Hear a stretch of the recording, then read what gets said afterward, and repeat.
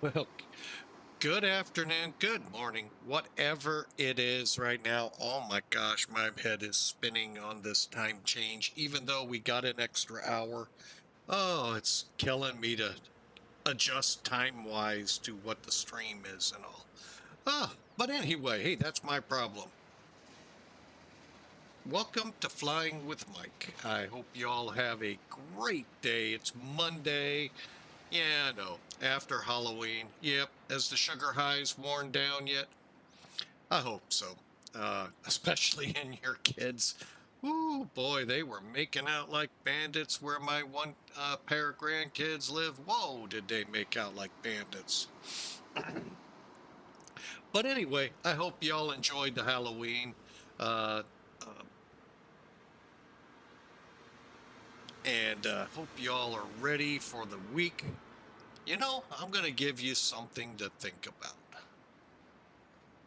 It's not very far away from Christmas. Actually, we're what, 20 days out from 23 days out from Thanksgiving. Yep, and we all gain a lot of weight that day, and from then on until the new year when we say, okay, now I can't eat until April. So anyway, welcome aboard. I hope you all enjoy the flight. We are, as promised, in Seoul, Korea. Now, some of you would have thought where we were going, and I hope I threw a good curveball at you.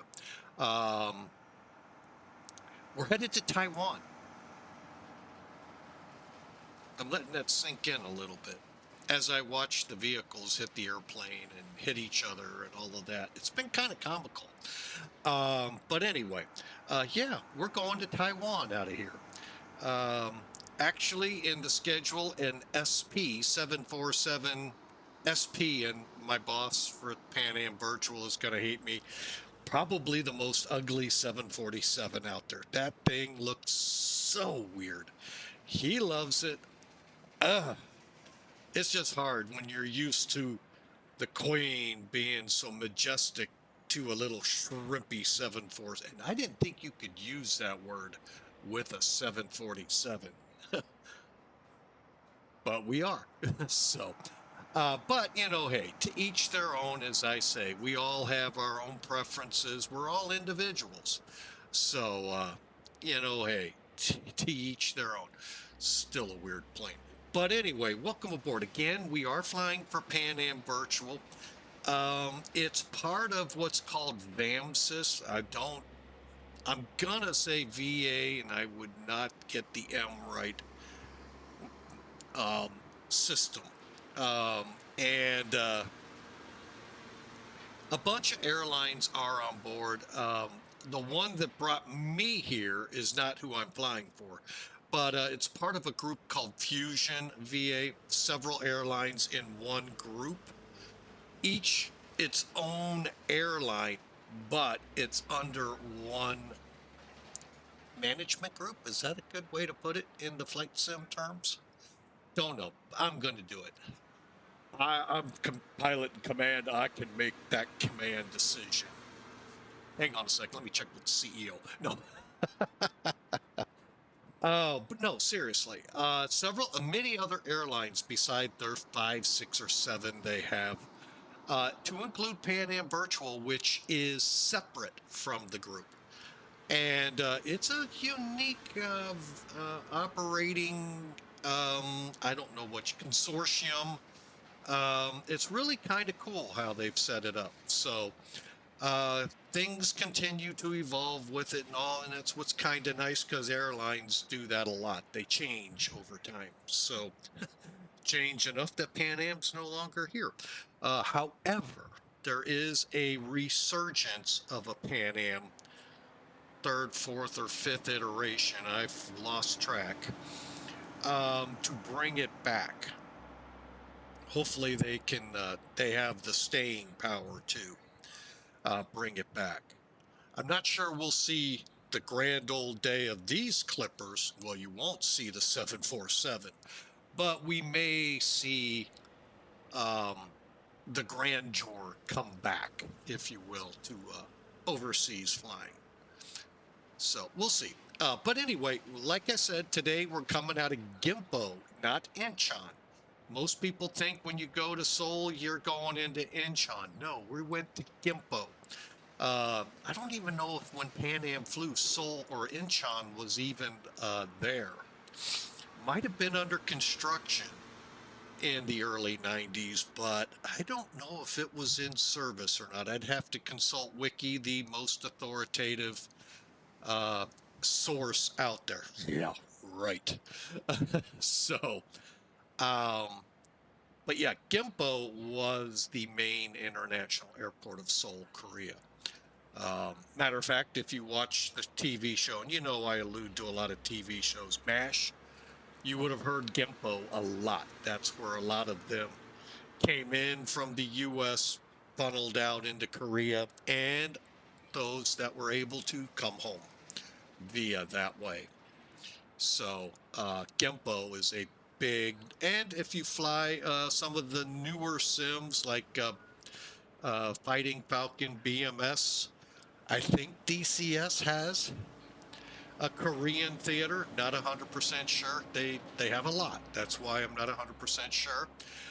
You may fly in and out of Gimpo. So, but definitely in BMS you will.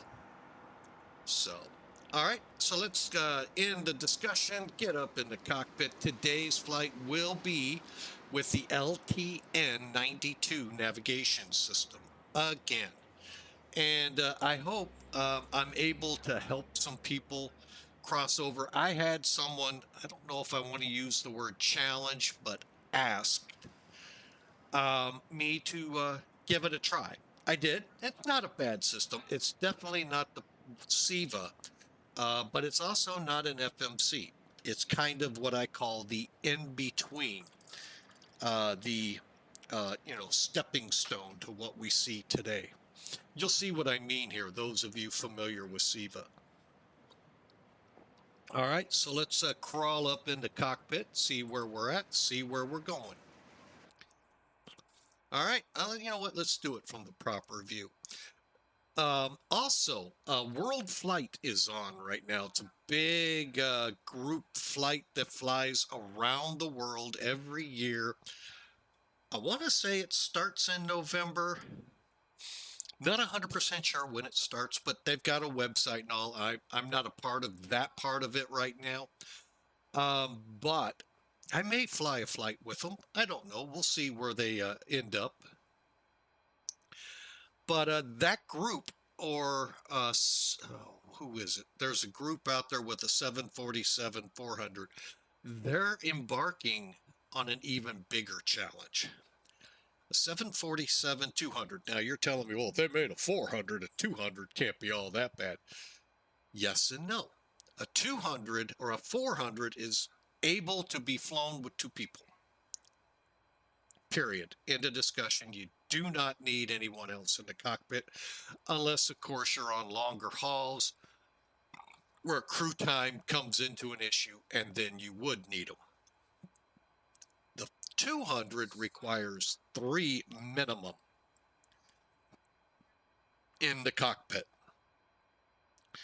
On my left, the captain. On the right, the first officer, wanting the left seat. And behind them, and where the challenge comes in for this group, the flight engineer who commands that panel. So to make a simulator like that 400, I think it's a 400, maybe a Dash 8, but anyway, they're both 400 derivatives. One's just a little newer, update. So, and I know I can hear you all out. Oh, there's bigger differences than just that. All right, calm down there up in the balcony, you two old men. Don't worry. Wait a minute. I'm an old guy. I can't say that. If you watch the Muppets, you'll know what I mean. But yeah, he's the one that, if you ever flew on one, made your experience in the cabin as best he could with whatever the two up front are trying to screw up. I mean, trying to fly out. He controlled. He monitored the engines directly.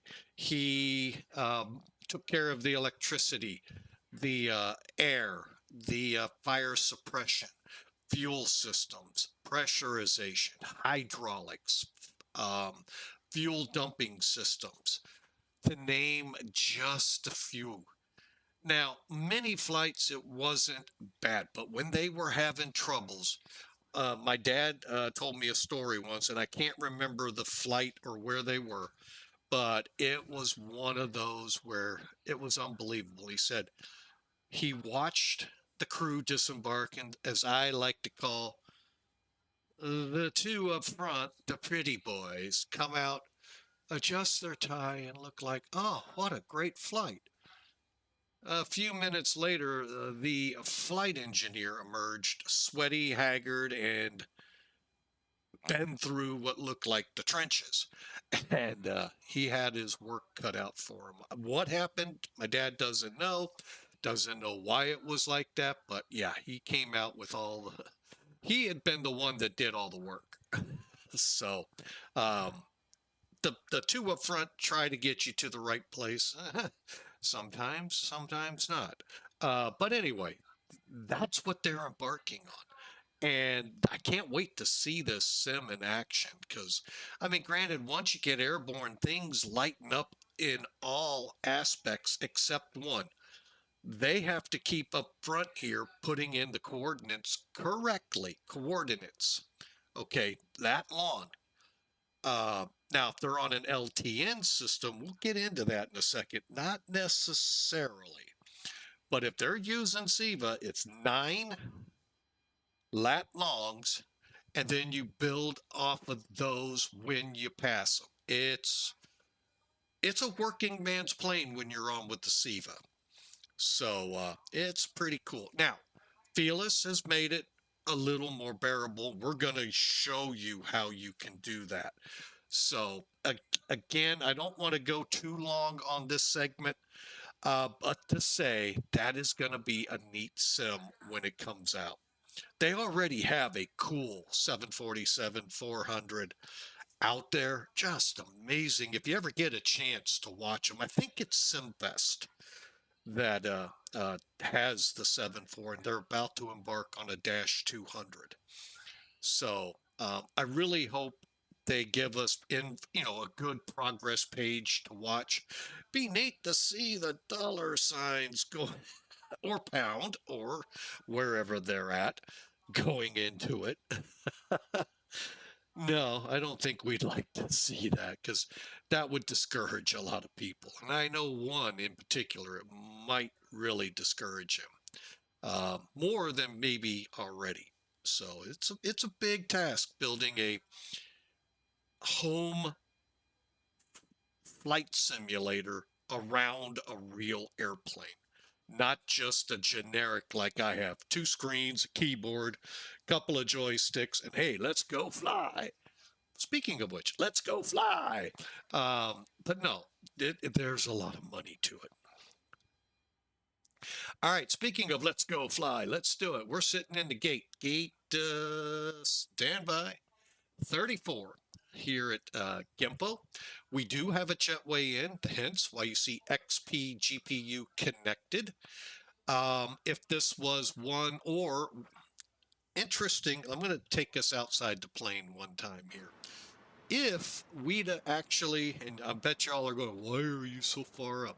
That's where it spawned in at. Notice where the hash marks are. That's where I parked down the way when we came in here last month. And the jetways wouldn't work. The jetway works there. And the nose hangs out over the alleyway. Like, wow. So, yeah. But yeah, as long as we can get the jetway connected, we get jetway power. Otherwise, for instance, let me swing us around. Any of those spots down there, or if the jetway can't come out, we just get ground power. That's all. So anyway, We have the cargo doors open and L1. Unfortunate, or one, or yeah, door 1L. We don't have both jetways. I wouldn't expect them here at Gimpo. I don't even, did they work both at Narita? I can't remember. It's been a flight, been a couple flights ago. But I know for sure JFK, London, Frankfurt, to name a couple for sure that I know they work at both jetways. So be nice to see them all, but I get it. I get the programming. I get throw more in the sim. Some computers have to be updated. Trust me, I get that.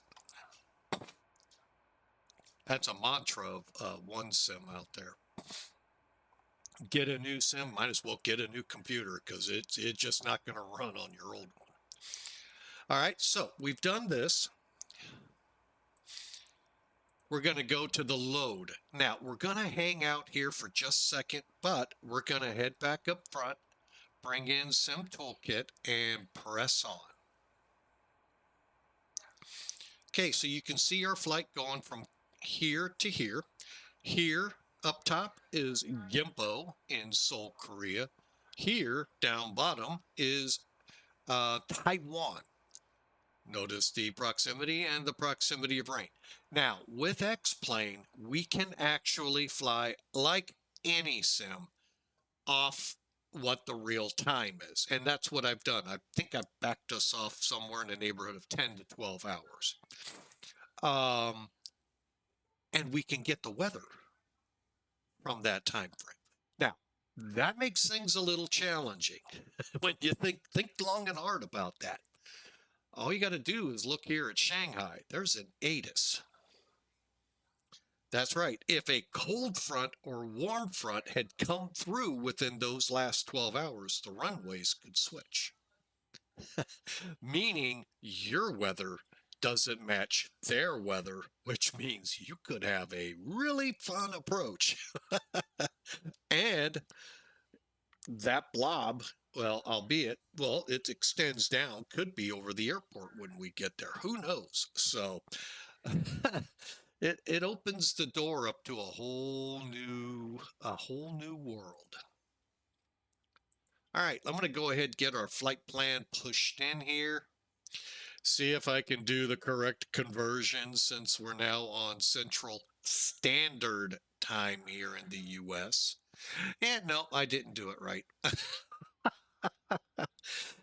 Let's go 1720. All right, let me put my nav information in, and wish I could save it, but it never saves. I don't even know how to save it, so I don't think it's possible. And that all looks good. That all, ooh, that's actually good too. Put it in there. We'll come up here, connect. We are Clipper 801. PAA801. 742. And we're a 747-200. Always used to that toot, toot, toot, toot, toot. And I forget when you're overseas, you don't necessarily get it. Unless you have a PDC awaiting you. All right, let's get rid of this. Let's talk to flight. Okay, so roughly 62,500 pounds of payload. I say that because our cargo will probably double in weight, maybe a little more. So that means our zero fuel weight's off. Our block fuel will be heavier. So basically up here goes up.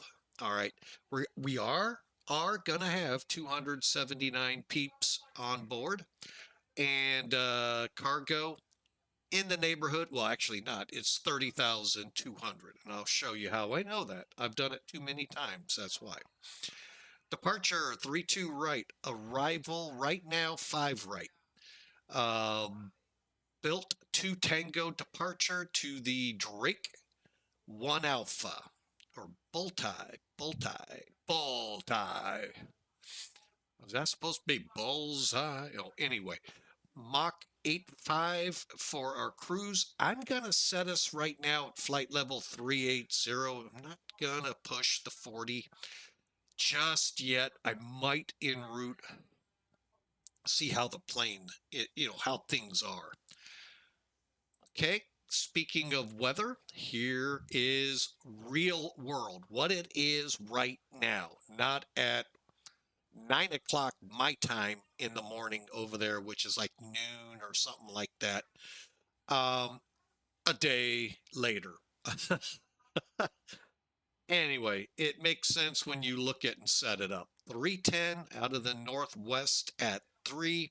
It's clear, visibility okay. I can attest to that. And it's 4 degrees outside. 1028 for the barometric pressure, which is incorrect. It was 1031. We'll check though. No significant weather expected. Over in Taiwan, we have a northeast wind 070, bit gust or bit breezy at 16, and we got some clouds to zip around at 1200, at 2000, and the ceiling currently 8000. This is all current right now. Temperature 20 degrees, 68 degrees there. Ooh, there is a front in between us. Wow. Up in Korea, it's 4 degrees Celsius. It's 20 degrees Celsius in Taiwan. Can you say there's a front? So, wow, that's 16-degree difference. All right. So, there you have it one more time. Will we have ATC? Who knows? We might. Shanghai could come up. Korea could come up. We don't know. So, but anyway, let's get back, get this plane going. All right, now we can talk about our friend right here. And it really is a friend. Again, 279 people. So what I do is take the PAX presets here. Click 75%, see where I end up. Let's click it a couple more times. That is the first time. Oh, there it goes, changing. All right, that got us closer. All right, so I'm going to knock off 1 there, 2 there, 2 there, 2 there, and 2 there. Where did I end up? Oh, I ended up where I could stick 2 more in. 1, 2. Buckle my shoe. All right, 279. Okay, now here's where the difference is. Currently, no cargo loaded. Current plan was payload of 62,000, just shy of 500 pounds. We're just a 1,500, 1,600 pounds shy of that. And we're going to shatter that right now. We're going to go to cargo preset, put 25% on, and boom, up to 91,000 pounds. Nearly 30,000 pounds more than planned. The airline will love us for that. That's where a lot of their money came in as a dereg closed. Many a flight, you'd be shocked how much cargo paid for it. Helping out there. And to this day, it still kind of does. All right, on we go. We are flying 891 miles. I'm going to go 950 at 38. Today we have a wind out of the west. Remember, we're flying towards the south, so anything out of the west becomes more of like a headwind. So we're going to want to watch our total fuel go up as we add the component in. Today is headwind of 32, and it's going up.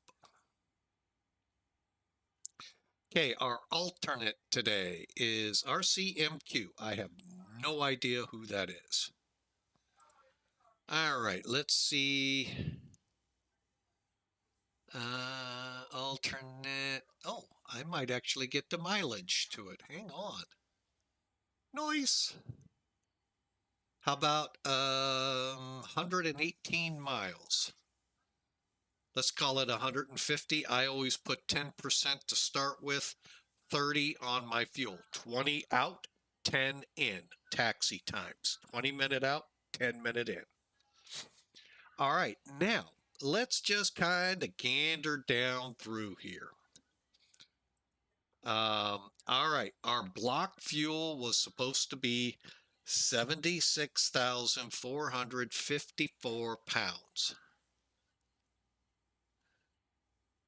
Today's flight will be 90,334. That's because we factor in, granted, built in some numbers, but we factored in our flight. Plus, we're running a little heavier, 91,000, nearly 600 pounds. So like I said, nearly 30,000 pounds heavier. So that's also going to play a factor in this. But we're on such a short route. We're less than 1,000 nautical miles. Now, if we were going to LA from here, we may think about fuel stops. You know, it all depends. But we're not. We're going to Taiwan.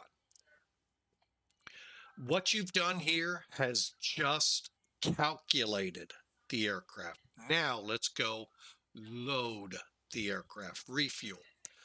All right, so we're going to use the load data sheet. We need to pump in 60,000 pounds of fuel to come up to this number. I think that's going to take quite a while, so I'm going to go ahead, hit instant, and poof, we now have 90,334 pounds of fuel aboard. Don't believe me? Yo, flight engineer, 90,300 pounds. Boom, just like that. Now, to put the people and cargo in, we go to the payload, use load data sheet. There's what has to load. 279 and 30,200 pounds of cargo. Heard that somewhere, just not sure where. Again, depending where you are in processes, you can instantly board and load or take your time. We'll take our time. All right, now we get to the fun part. While the plane is doing all of that fun stuff, we're going to get started on our so-called fun. Okay, we have come on with the ground power. We know, well, jetway power, same thing. Okay, with the LTN system, we are not even turned on yet. So we are going to align it, set our flight plan up in it, and basically get ready to push back. All right, just to give you a little capsule of what's coming. So we come up here. Now, I could have had us on standby the whole time, but I take my time on this. Now we come down, they're alive and aligning. So let's go through the requirements. You either are on ground power or on APU power, period. Do not switch in between. So you could fire up your APU. It's not like Airbus where it automatically switches it on. Okay. You could fire up your APU and put the bleed on and start cooling the aircraft down, or warming it up in this case. But do not switch until the alignment's done. Do not move the aircraft until the alignment's done. Good case study to read up on, homework if you want to. KAL, or is it JAL? One of the two, 007 over Russia. Not a good day. Very, matter of fact, it almost sent the Cold War into a hot war.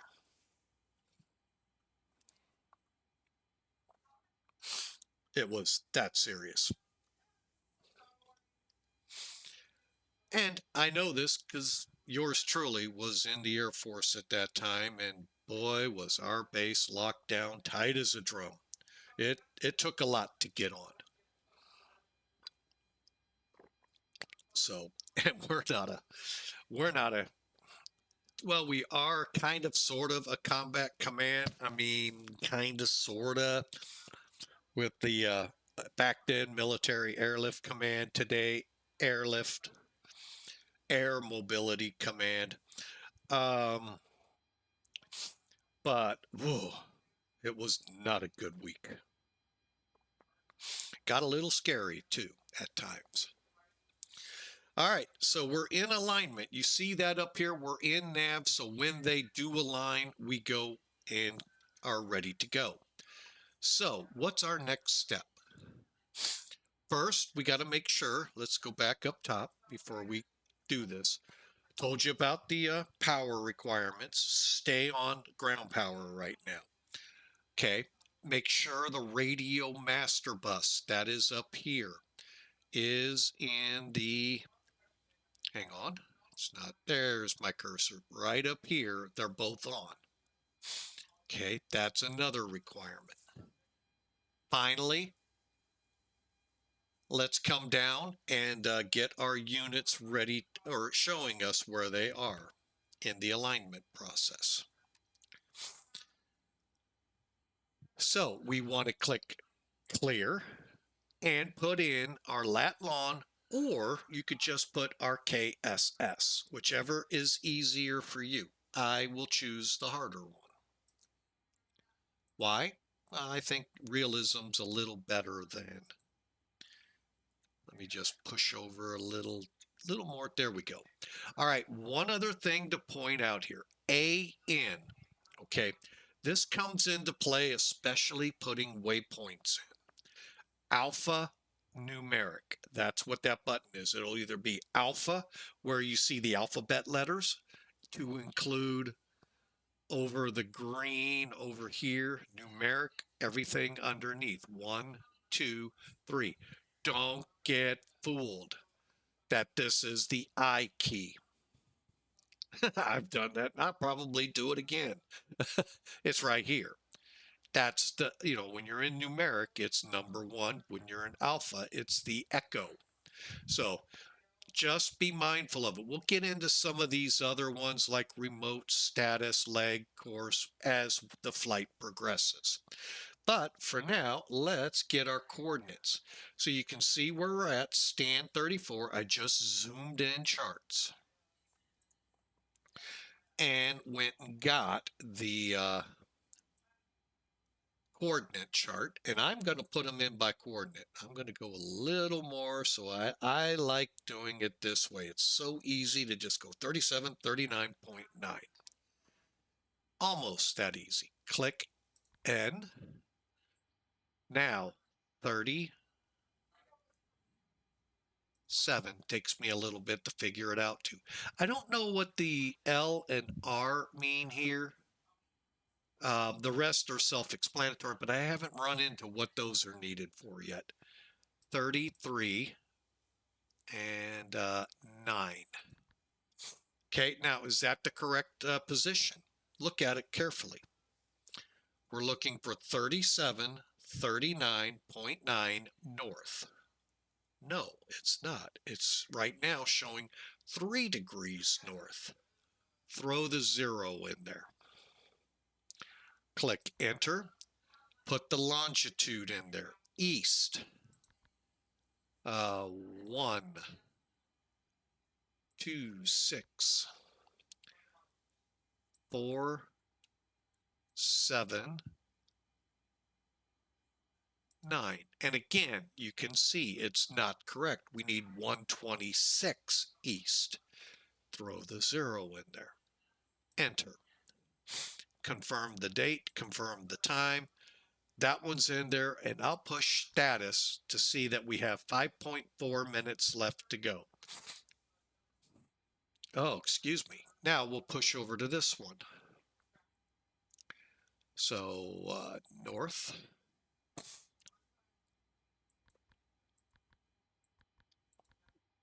37. Oh, we did that wrong. Uh-oh. Hope I didn't do the same over there. So let's back it up. North 37. Tree 9er 0. Let me look. 37339 north. Okay. Enter. East 126 4790. Enter, enter, enter. Okay, and we'll get things updating here in a minute. Let's go down here, same thing. Now, one real quick fun thing here. Now, I know you didn't just see the, what happened? How did I do that? I had it set up. Did it? Oh, did I? Oh, I know what I just moved. I know you didn't see the other, hang on, we'll just pull it away for a second. So you've got the captains, the captain over here, the co-pilots, and the flight engineer. And for now, I am just gonna use that clear north, clear north. There we go. Got to click the right buttons there, Captain. 37, tree 9 0. Enter. East 126 4790.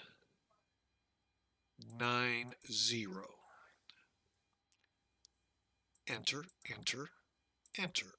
Status. Status. All right.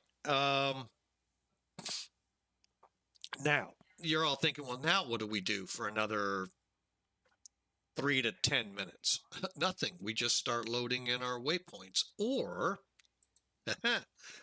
let's head over to our EFB. First off, we have a crew of 14, 279 souls aboard, 30,000 pounds of cargo. Outside, when the cargo loads, when you load it manually, the doors will close for you. All you have left to do is close the main door. Proof in the pudding.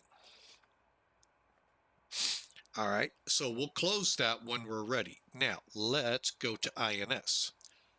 Current position, here lies so. We could have done a quick align from here, and we could, in a second, open a flight plan.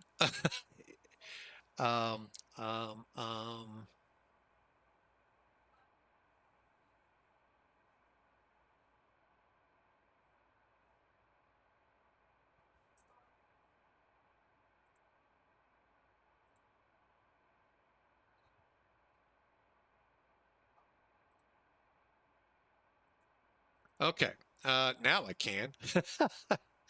Open flight plan. And then we just go to next, wait a minute, RKSS. There is all of our waypoints. Now, a couple more factoids about this.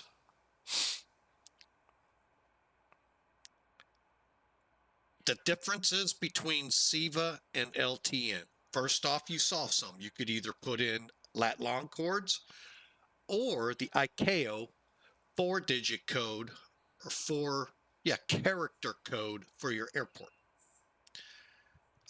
You can also, in your flight plans, put VOR, NDB, and you can also put radial and distance off any intersection or VOR, NDB. You cannot do any of that in SIVA. It's all lat long coordinate.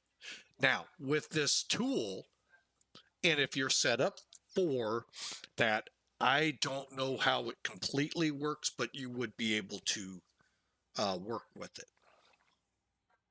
In Felis. In the real world, start typing. It's a pain. All right, now, You can also enter by the 5-character ICAO intersections. So, like I said, we're bridging that gap towards FMCs. What you can't do in LTN is load it by the name of a SID, Standard Instrument Departure, or a STAR, Standard Terminal Arrival Route. So I couldn't put Bulty to Tango in there and expect all the fixes. I'll have to go in and load them. Now that should have just perked you up. You are loading fixes in, which allows you then to fly RNAV, not RNIP, RNAV. You still have to control the altitude. It's not built into the system with VNAV. Just, in essence, just LNAV, lateral navigation. You, the pilot, continue to control the vertical. That would become part of the FMC that we now use in the 737s, the Airbuses, and all of that of today. All right, so let's get going. So what do I have to do with this? Well, I can insert at start, at waypoint 0. I haven't done that one. Let's try that. Let's see what I just did. Waypoint. Okay, there you go. They're all in there right now. Hang on, status. This one's aligned. This one's aligned. And in 0.4 minutes, basically call it 30 seconds or so, 15 now, this one will be aligned. Align is code 1. Yes, I had to cheat, sorry. All right, and there we go, waypoint. See, they're all in there. Now you're going, no, they're not. You don't have your star in there yet. You're right.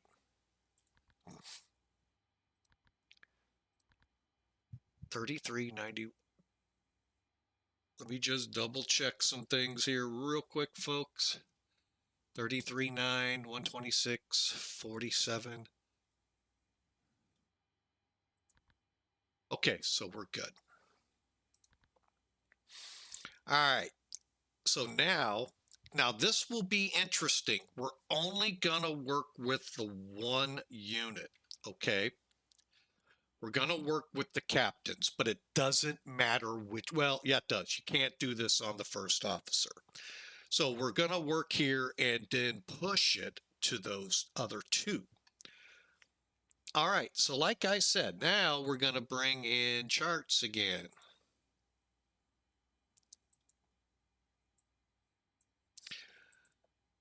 Okay, hang on. I gotta set the screen up.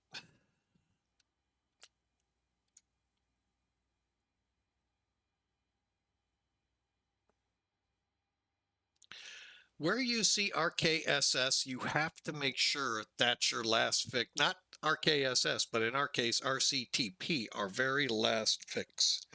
So that way we can put the arrival and runway in. So here we go. So as you can see over here, get back here. Bulti to Tango is our departure. All right, let's take a look at it.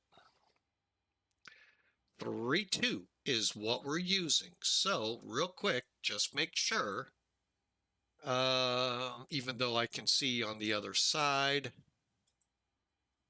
usually it tells you only good for what runway. Huh, interesting, it didn't. Okay, so we're going to be going out to a fix called Bulti. Now, how we can do our nav approaches is basically the same way we're going to get out that we're going to do to get into Taiwan. Taiwan's airport. Let's put it that way. Don't worry about what altitudes and speeds. You control that as the pilot. Okay, that is not controlled by this. So you got to get out of that thinking that this will do everything for you. Okay. So we're going out to TD040.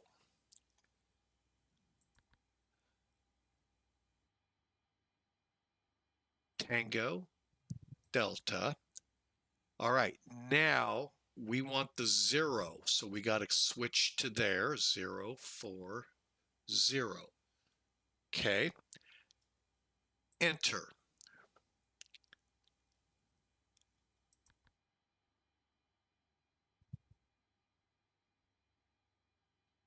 Okay, hang on a second. I did that wrong. Enter. There we go. Twice with the enter. TD.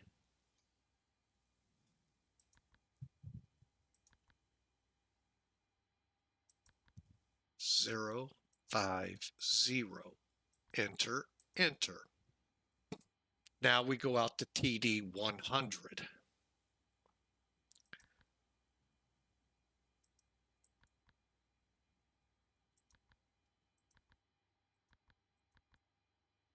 Enter, enter. Then 120.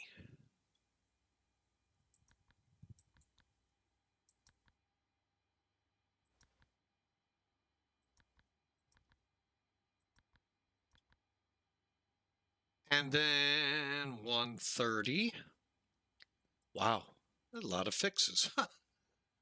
I'll fill you in on one more downside to, well, it's not a downside, it's actually a positive. Those of you that use SIVA will hate. Oh, whoa, whoa. See, there I went. I forgot to click numerals 130. Enter. All right. Korea. We don't have any kind of coordinates, so I'm going to go ahead and accept.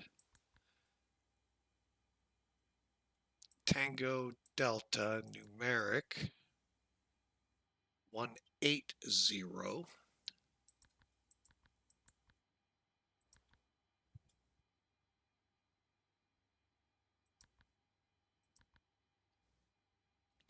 $200.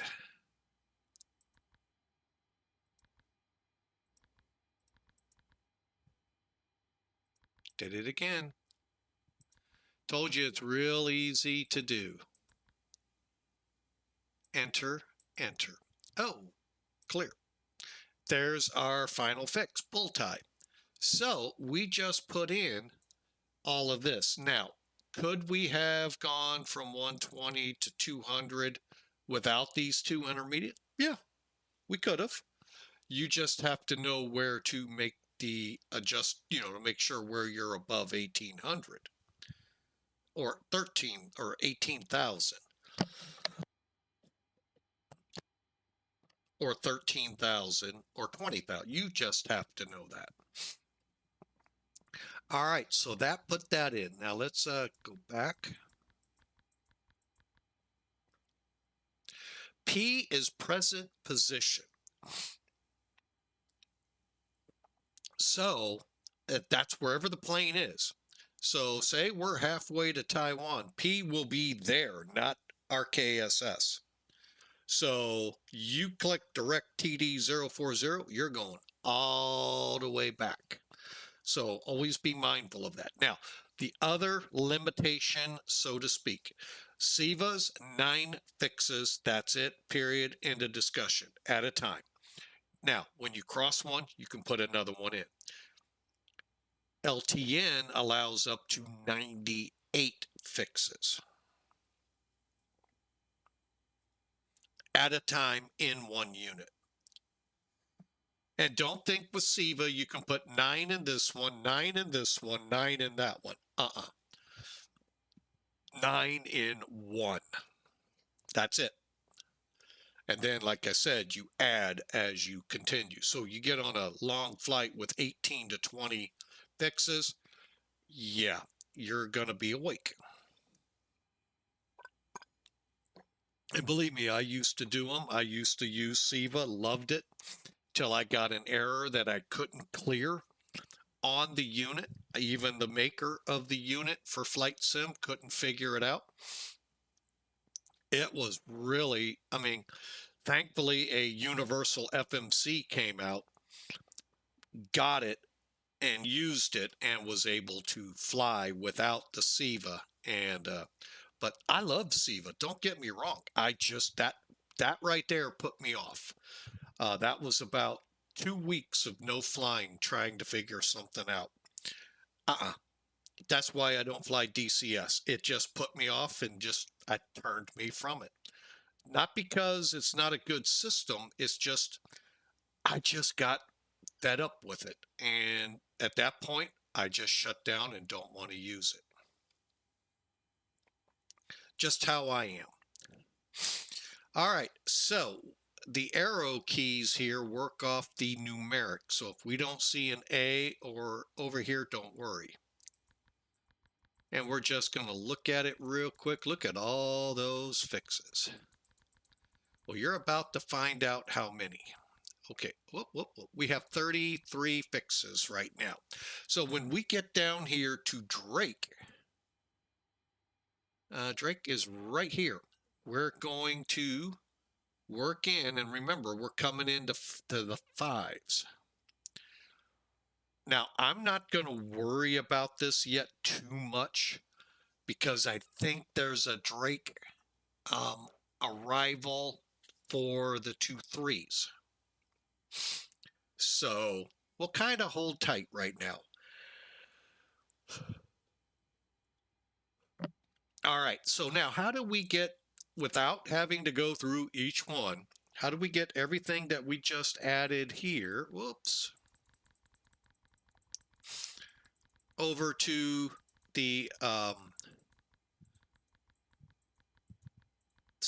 first officer and the flight engineers? I like how Brain Games put that. That was a real good way for me to, put names to it. All right, well, first, let's get rid of charts. Let's center in. All right, so we've got them in. So bear with me, I have all of this. Copying flight plans to others. So we're going to click the remote key. This one is the master because it's sending it to the 2 slave units in this case. So master, enter. 33 waypoints all the time. When we get to Drake, or before Drake, when we do the update for the arrival, every waypoint in this unit will be sent to that unit and you'll have to reset it for where you're at. Okay, so it is set up now to send 33 waypoints. This one will be a slave ready to receive, as is this one.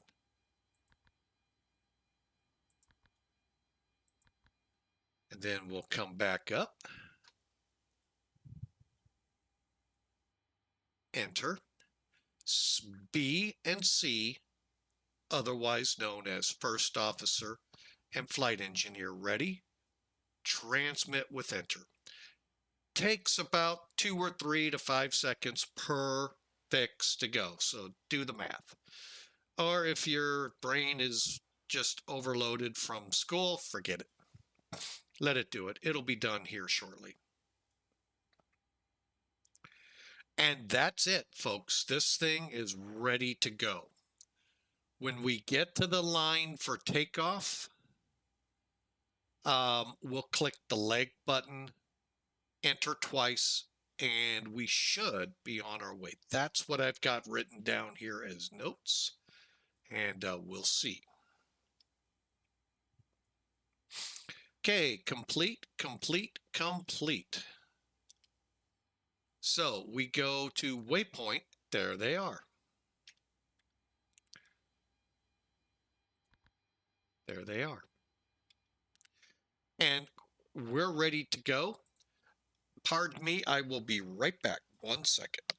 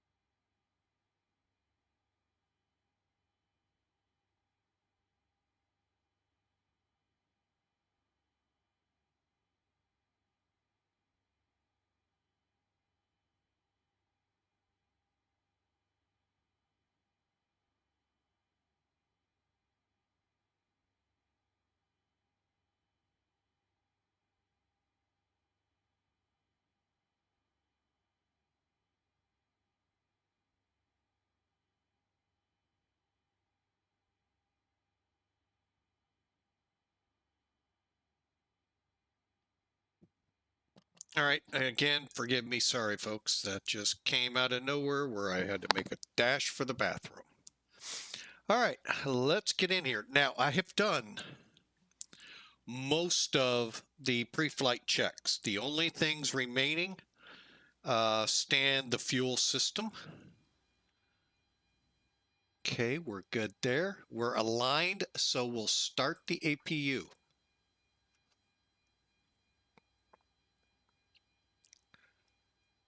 And the door is open when the light goes out.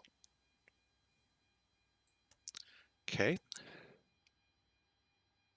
And we'll wait for the top RPM to hit 100, and we're ready for the APU. Again, thank you for bearing with us a little longer start. I like showing this off to help people, as I did, get out of my comfort zone.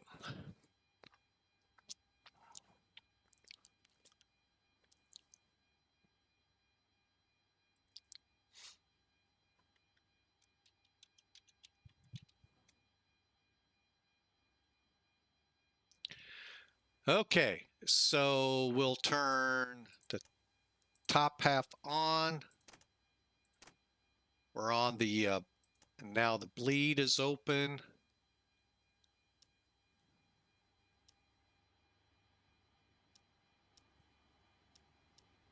Okay, gas burst coming on.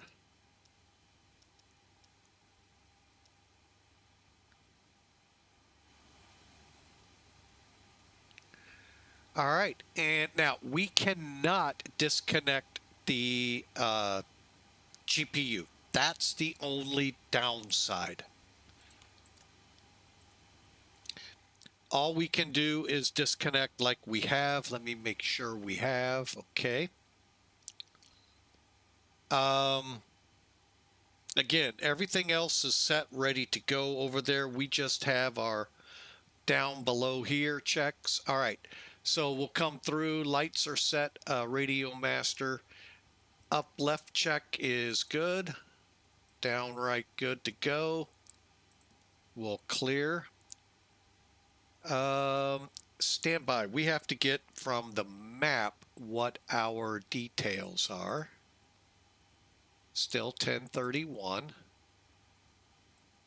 I wish I could show the route that we're going to do on here, and I don't know how that's accomplished. Okay, so 1031 is 3044. Just keep that in mind as we do a test.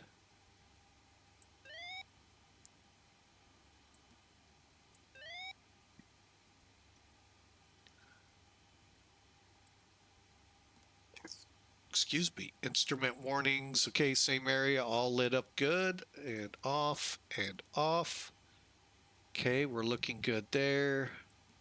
Reset our maxes.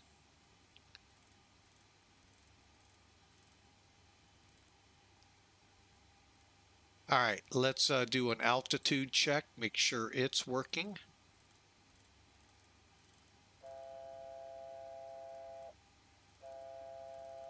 Both ways. We'll set 5,000 for now. Stand by. Let me check any initial climb information. No. Okay, so we'll set it for 38.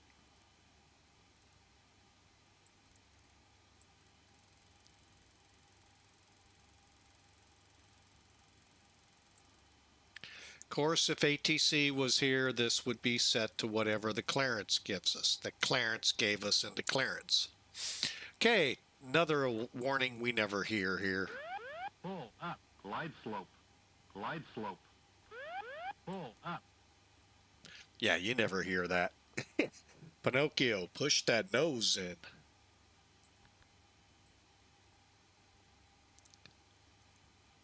Okay, rudder ratio, good. And basically, we're going to do the same thing over here. Oh, wait. I jumped the gun big time. Sorry, folks. Altitudes are good. Flight director check over here is good. Turned off. Turned off. up. 109.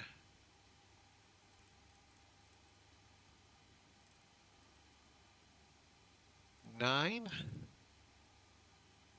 Now we'll do the up left. Okay, and make sure you get the glide slope in both. Good.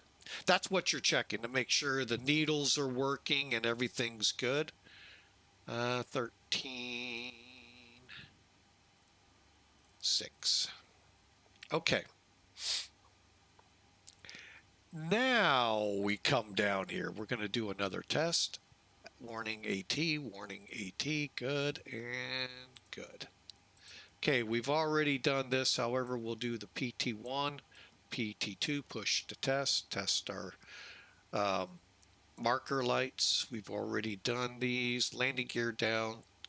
1 green light. Yeah, I know. It's supposed to be 3 there, Captain. Actually 5 in this plane. That's why. Just too many. We'll do a test. Good. Let's see. Is this one blinky? Yep. Yep. Okay. Now, when we get over here, first we're going to make sure 1031 for, let's do our push to test 1, push to test 2. Make sure our altitude's right. And we're not going to get a horn on this one. Okay. 1's enough. Trust me on that. Okay, our clock is set. That is Zulu at the top. And we're going to set 400.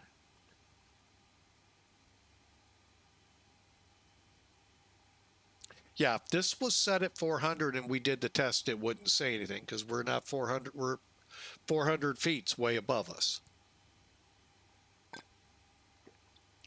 About 370 feet. Oh, I'm sorry. Yeah, about 370 feet above us. The tail, maybe 300 feet. Okay, so everything's looking good. Come across the bottom. Now, for this, we'll get to that in a second. Let's start warming up this. Oh, it already is. We'll go 25. Just going to come across. Stop. Okay, that lets us know takeoff warning works. 50. All right, fuel is in cutoff. Flaps down. Or flaps are up. 0, 0. Spoilers are down. Yeah, I know. Weird. Final checks down here. Frequency set. Let's go to emergency over there. Standby, and 0 and 0. Good deal. All right.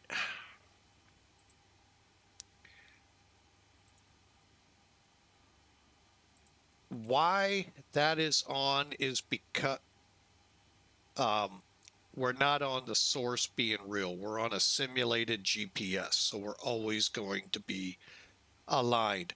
Where this comes into real play, and really will on our flight, is travel. Ooh, I just clicked that, didn't I?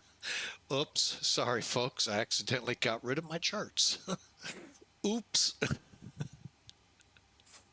Anyway, the part when we leave Korea out over the water. Now, technically, we should be in controlled airspace, but we may not be. Radar may or may not have us out there. So that also means we could get what's called a INS drift when we're not being aligned by VORs along the way. Now, we'd have some, and they've got to reach out to the middle. Otherwise, as soon as we get close to something, we get it so it starts bringing our route in. There were, oh, and I got rid of them.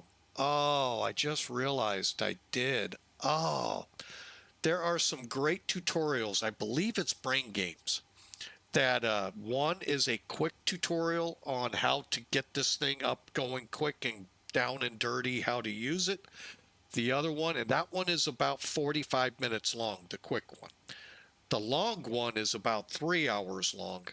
So short, they're both short flights, but it goes into detail. And that INS drift, they kind of show it a little more. It's very tough to show VORs nearby, but you would have to be in real. I'm going to keep mine as is. But again, this page, go back, has the nearest DMEs for us to tune in. And that would help us keep that, on. So when controllers look at us, we're on the projected path, and so forth. So anyway, I just wanted to point that out. Okay, we are ready to go. I'm going to go ahead and get AvTab. I've got to get this updated so that I can try to use my charts over here and maybe get a route or two in here. Who knows? Not working well for me. All right, so we've been on the ground long enough. Let's get ready to push this thing back. What I'm going to first do is look at all of my checks. Okay, those are there.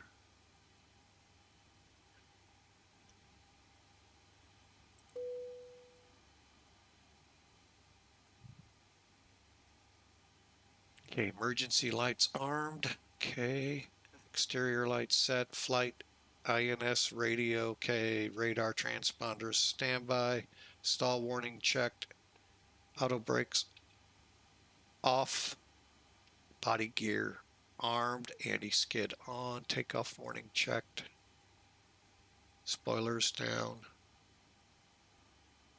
Okay, and then we're gonna skip to the next one, doing the same thing. APU panels up and running. Let me look at that real quick. Bleeds on. We're on generators. Yes. Okay.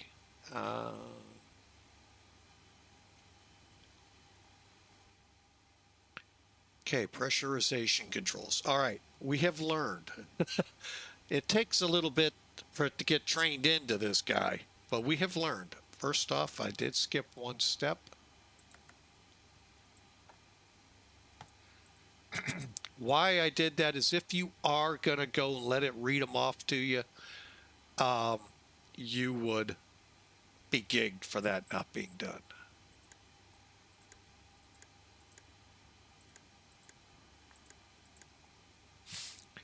Okay, the other one, when you land, you go to manual. By the way, when you fire up, it'll still be in manual. So when you start climbing out at 10,000, you're going to probably get an alarm. It's your pressurization requesting you to manually set it instead of putting it to auto. So, yeah. All right, we'll set that there. Okay, EPR. Go around. Radars on standby. Transponders on standby. Okay. Electrical panel set. Air conditioning controls. Currently set, ready to go. However, not what they want.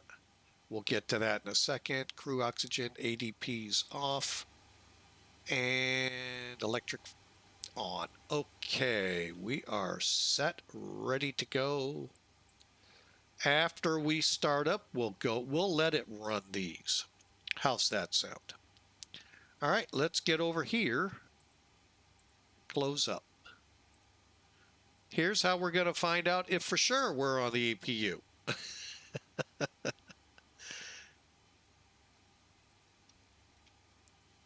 And it looks like we are.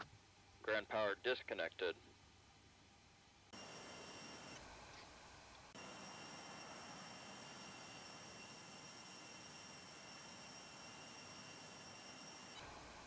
All right, we're ready to go, almost.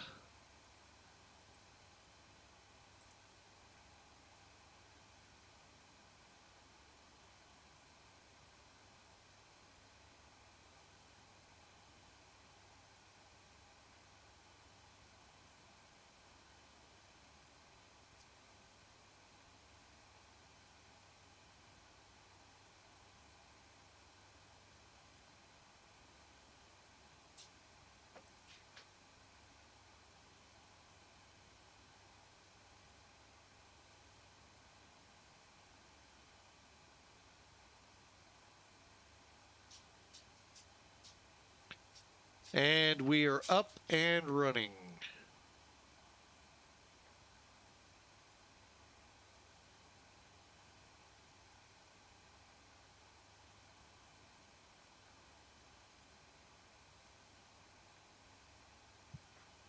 Oh, tell you.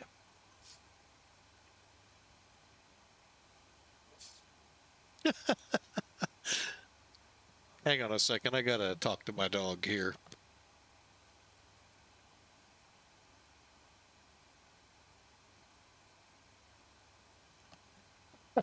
Barking at my wife going out to get the mail. Unless she got intercepted by someone, then it's an appropriate bark. All right, let's get this firecracker out of here.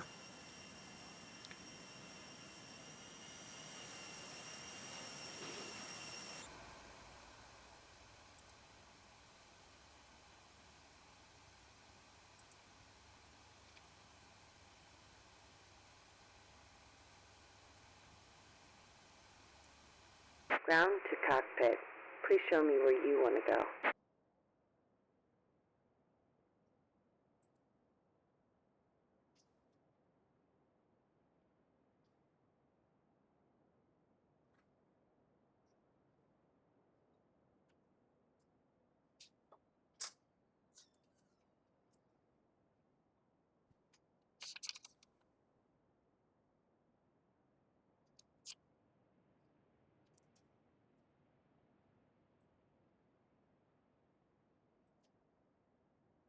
Ground to cockpit. Tow is driving up.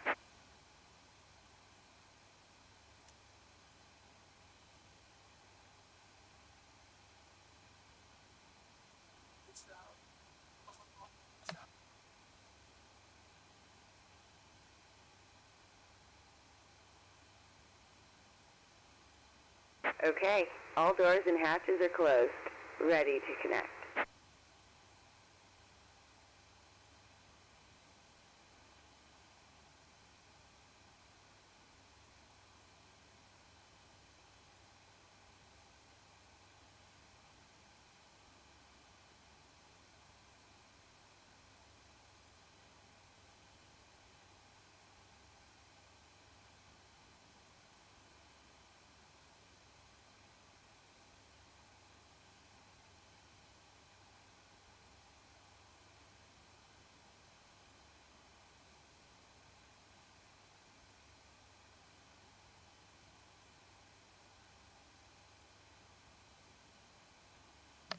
Bear with me a second. They'll be ready to push. Tow connected and bypass pin inserted. Release parking brake.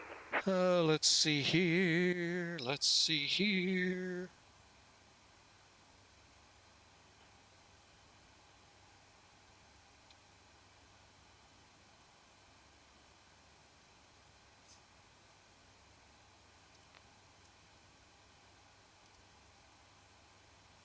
All right, let's do it.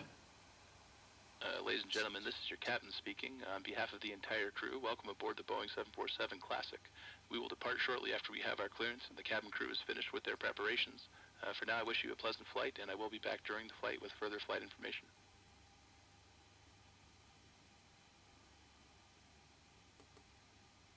Cabin crew, arm slides.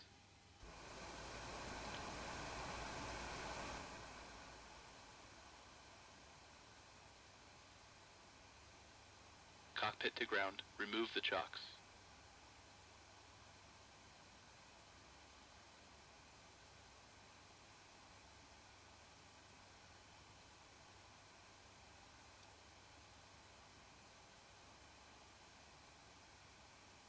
Shocks removed. All doors are closed and armed.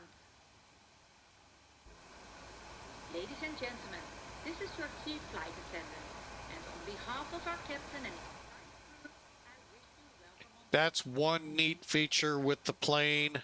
The different levels in the audio, all handled on the radio panel. I could have it blaring up here, but I don't need it. Are they ready to go? Let's find out.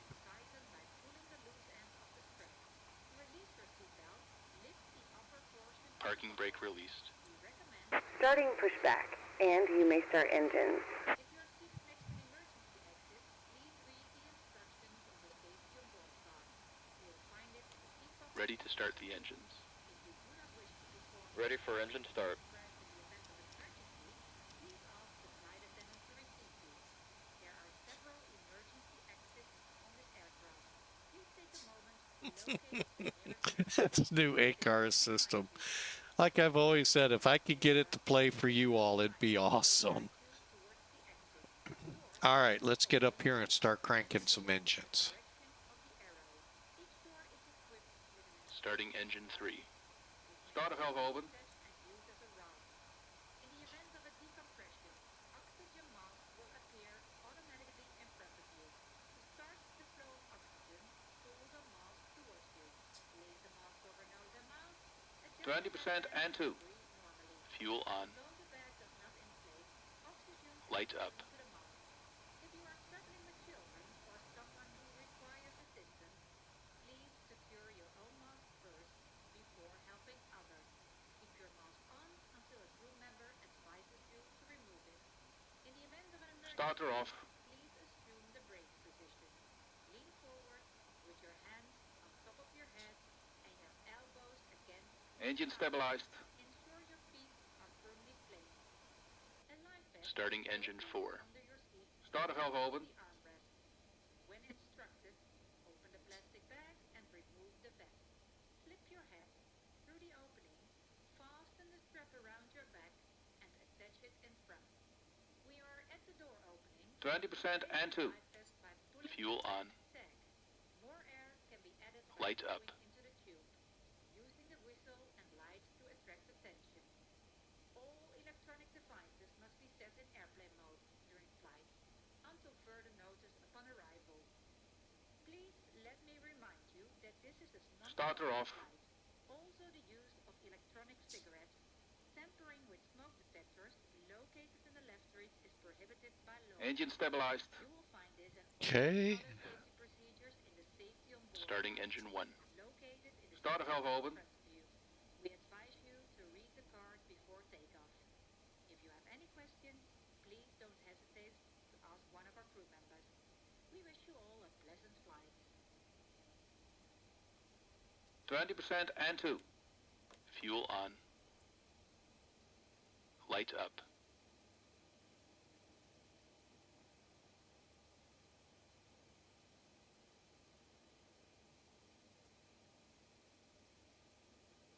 Operation complete. Go ahead and set the parking brake. Parking brake set. Disconnecting off. tow. Stand by.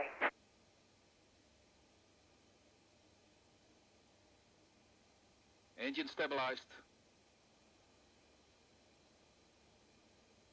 Starting engine 2. Starter valve open.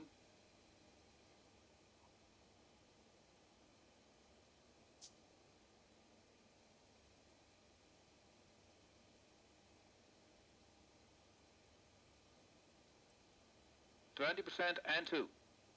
Fuel on. Light up.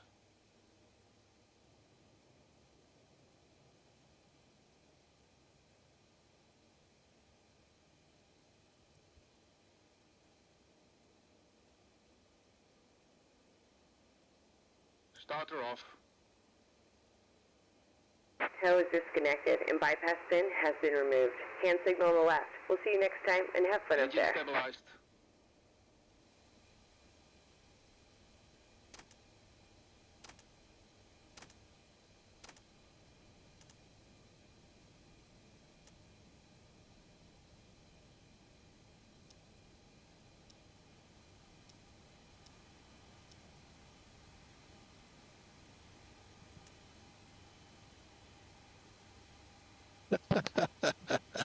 Oh, like I said, folks, I wish I could play that for you.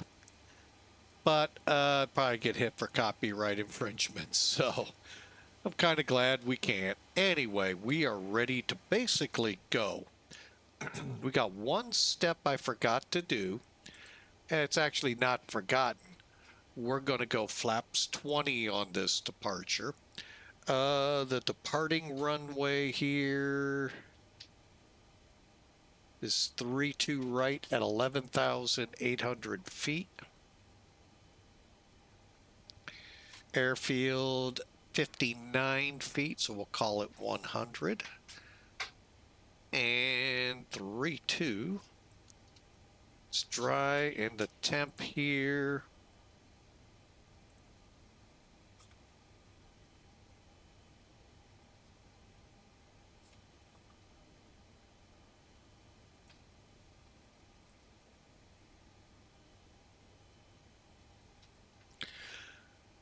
Oh, 8 degrees. Okay.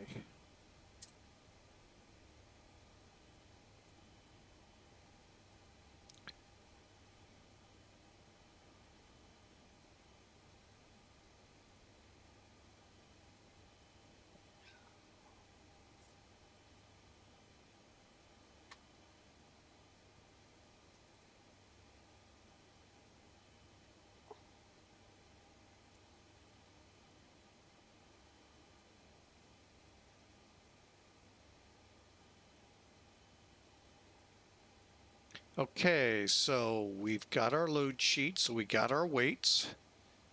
We'll set. So we're looking at 119, 127, 142, about 6,500 feet of the runway. Don't be shocked if that's not it. All right, flight director's on.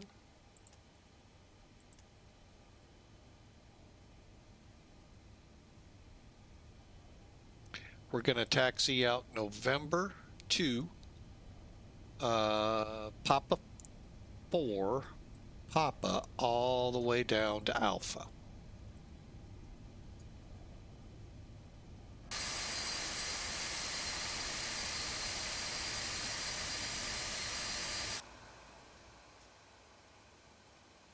All right, let's run our checks real quick. Okay, start switches, beacon lights. Okay, they're all good.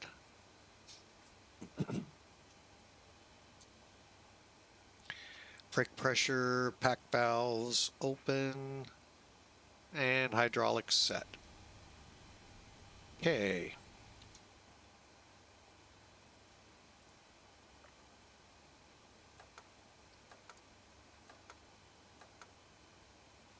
Flaps 20.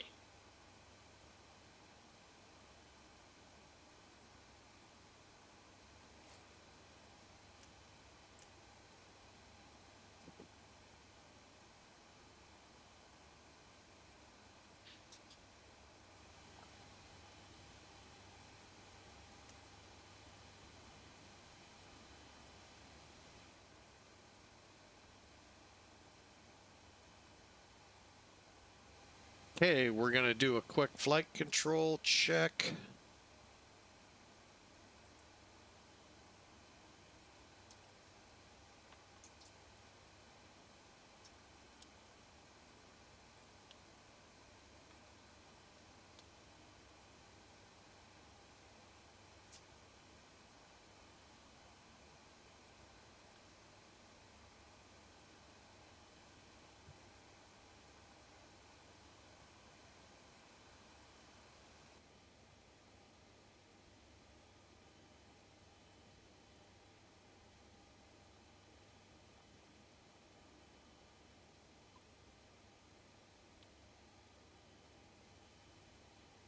Parking brake released.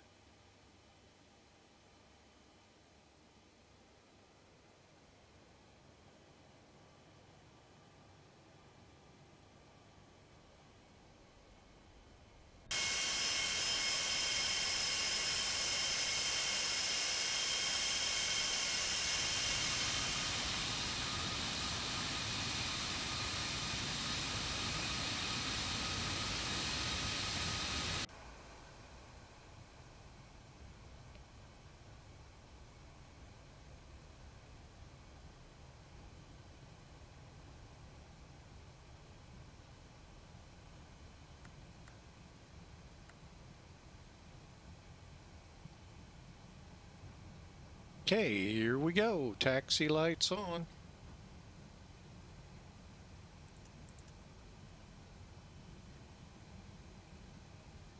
Cabin ready.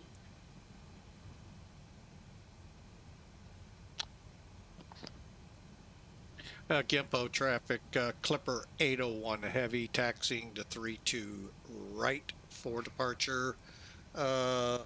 Bulltie 2 Tango.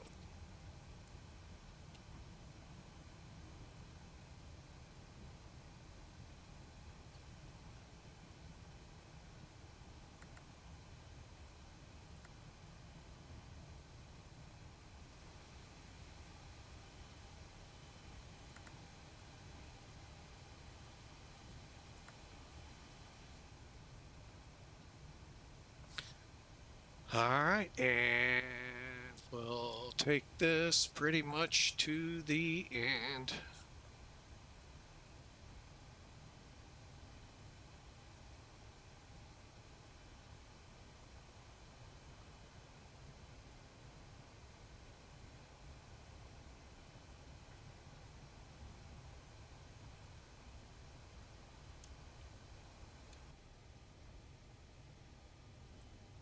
Taxi checklist, please.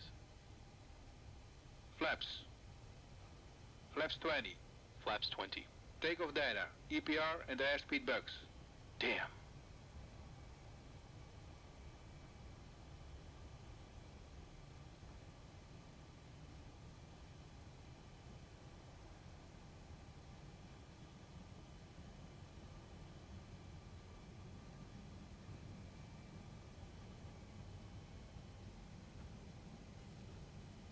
Stabilizer trim. Damn.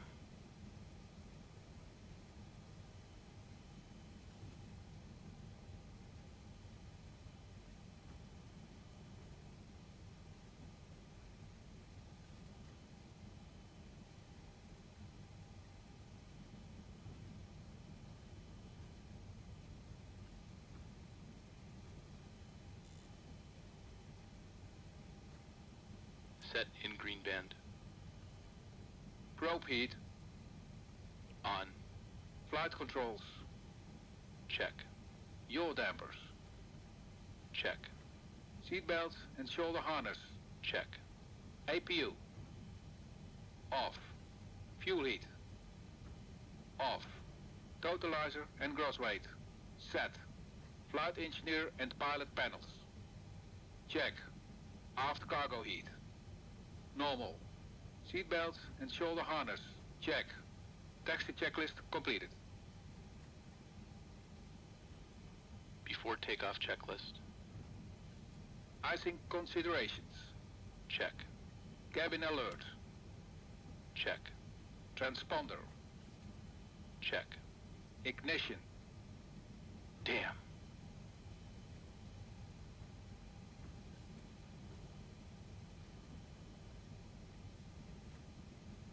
Flight start. Body gear steering. Damn. We'll get that in a second, and we'll hold right there. All right, Gimpo traffic, Clipper 801 heavy departing 32 right, again on the Bulltie 2 Tango departure.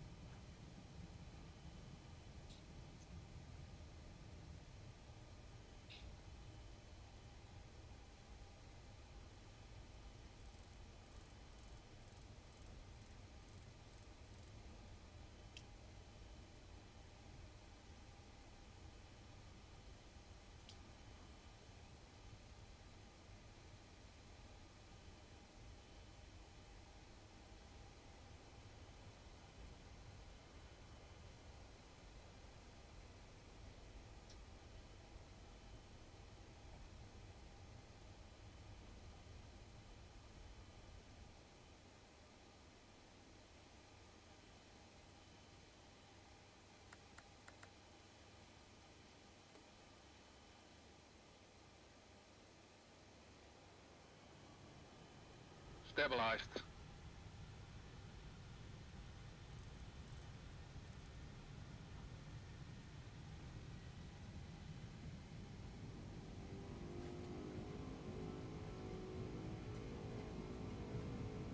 Thrust set.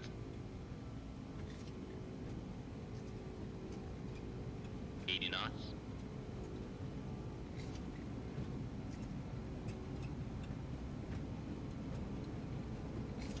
V1, rotate.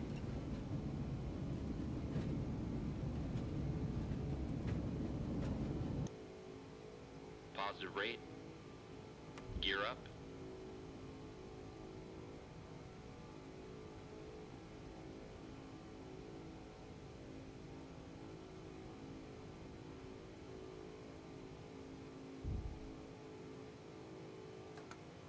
Gears up. Flaps 10.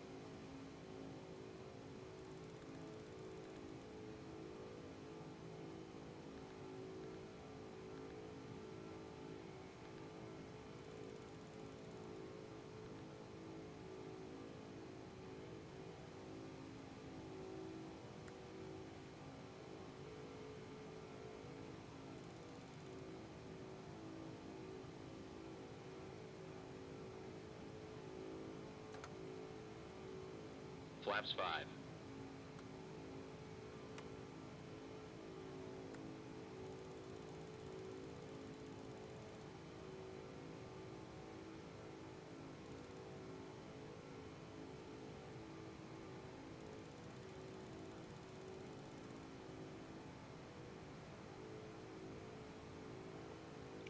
All right, and we are airborne.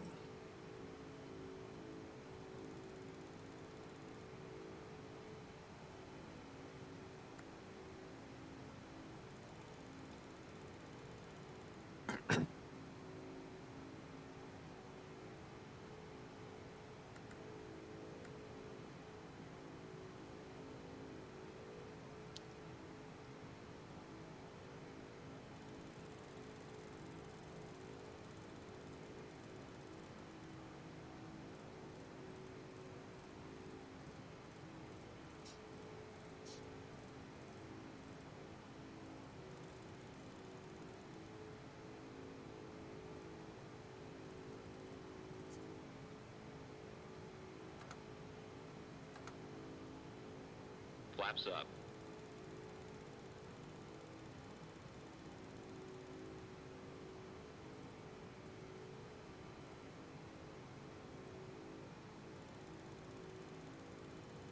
All right, and well, we can squick. Yeah, see, there's where it would have been caught, right there.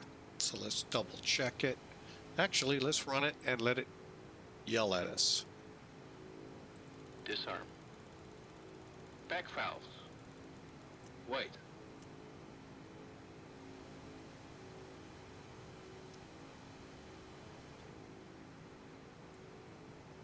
Pressurization mode selector. Auto. Fuel boost pumps. On. Cross feed valves. Check. Before takeoff checklist completed.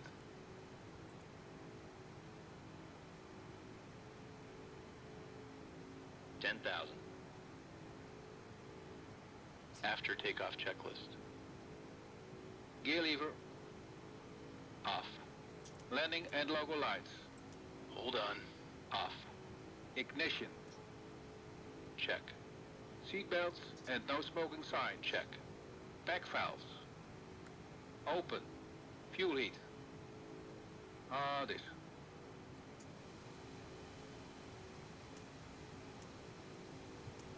Auto. After takeoff checklist completed. All right, 302.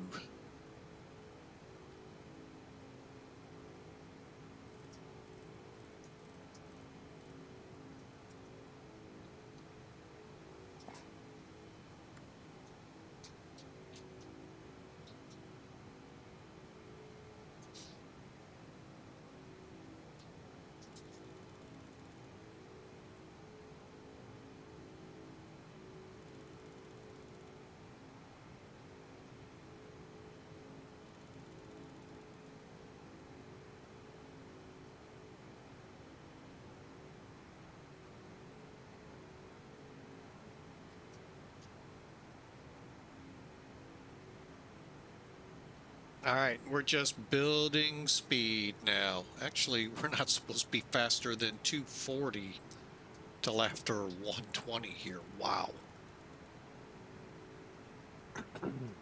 Oh well, we're building up now. We don't have ATC. So we're on our way. Welcome aboard, and thank you all for flying with us. By the way, if you don't check this far over switch and that green light's not on and it doesn't say altitude select, you'll blow right through whatever altitude you're going for.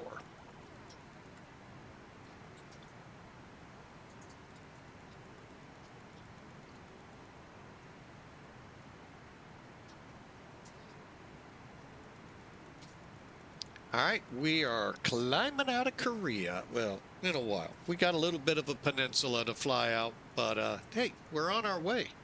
I hope you enjoyed that little bit longer departure, but this plane can and does, unless you don't, go for the realistic things and all, it's going to take you a good hour to close to hour and a half to get wheels up. And it is what it is. We're on our way, though. Now, at this point, you would start looking for VORs. Sectional charts are good for that. IFR low to finding them, and then hopefully you're in range for them to get you set up here. We are climbing out, Matt 1997 Air. Welcome in, sir. Thank you. Hope all is well with you. Like I said, this is a plane that if you're going to fly it like it's meant to be flown, fine. If you're going to fly it like a flight sim, just jump in, hop in, fly, good luck. And I've never actually tried that with engines running because there's still so much to this plane navigationally and all of that. Even with the FMC, it still takes a good 10-15 minutes just there. But we're on our way. LTN is set and running. Hang on, completely.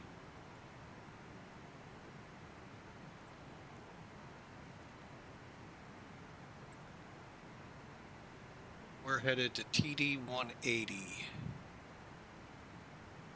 Tango Delta numerics 18 enter. Okay.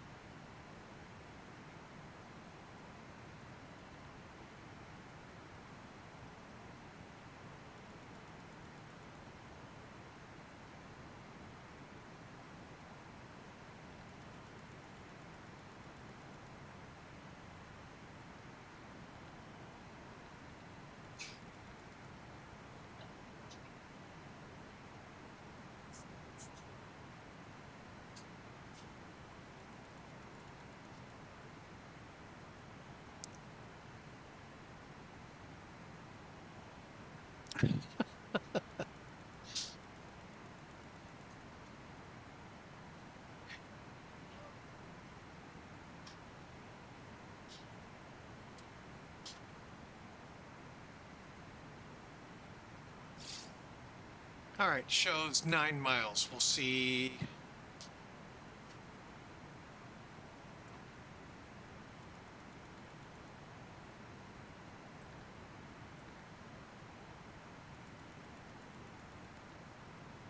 Okay, there we go.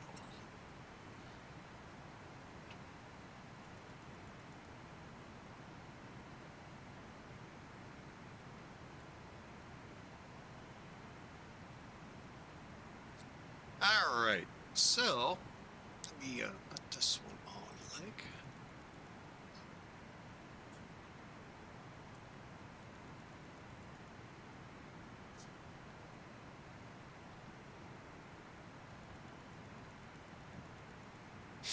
Okay, got everything set up in the cabin here. We're climbing out.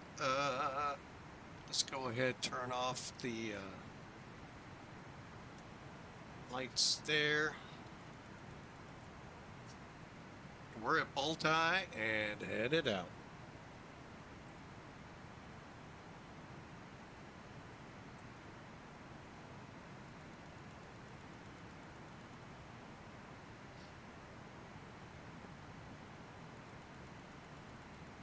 So I hope you all enjoyed, and the climb out continues. Let's see how we're doing over here. Of course, I don't have the ability to do a lot over here, but that's okay. Give you an idea. Oh, we got an airplane at 39,000, one that we left behind us. And as we head down the Korean coast.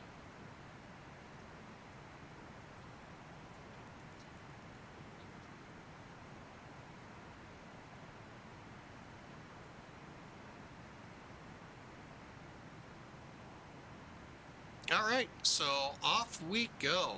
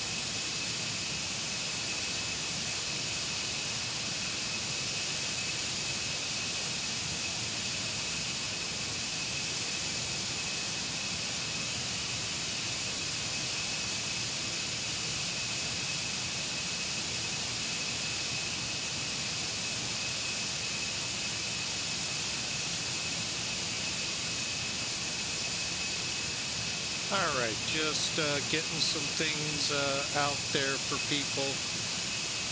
Hey, I want to welcome you aboard. We are just now leaving Gimpo, Seoul, Korea, headed for Taiwan, and hope you all enjoy the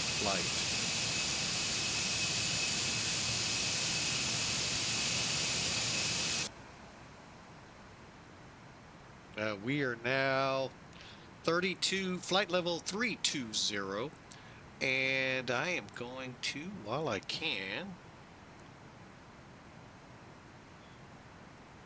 bring us down to 2992.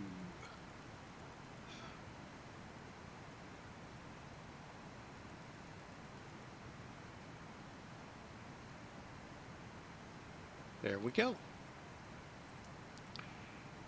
Okay, got our TCAS set for a range of 40. I don't think we're going to see the one in front of us there for any time here. And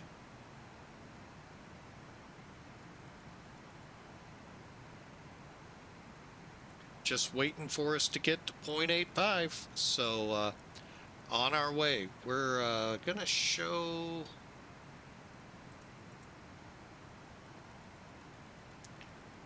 about an hour and a half out from Taiwan.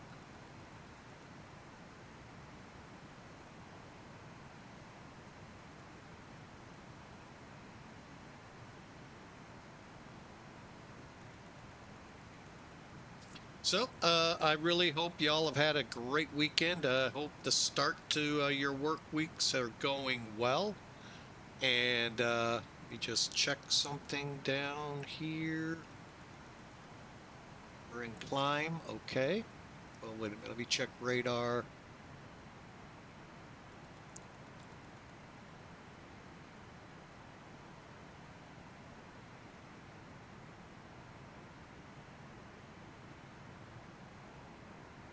All right, so we're about 20 minutes from brake release, climbing out to flight level 380.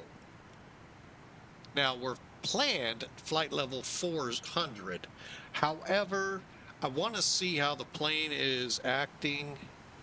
Packs are on, fuel's on. Okay, just want to make sure I didn't miss anything. Auto, no alarm, so that's always good. Okay, everything looking well. As we're getting close to switching into, you know what, I am going to do it this way. Nice feature Felis put in is the ability to use the upper deck here.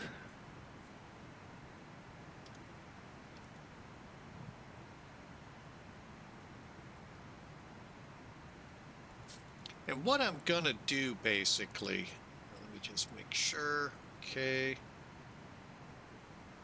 is switch to Mach airspeed climb once we get to about 850, and then I'm gonna switch it into Mach hold.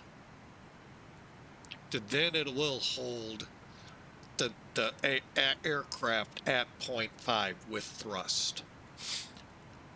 Wow, it's showing, oh, estimated time of arrival time, not en route time.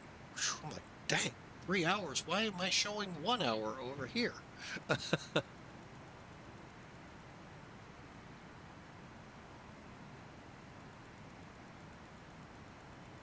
All right, we're about to...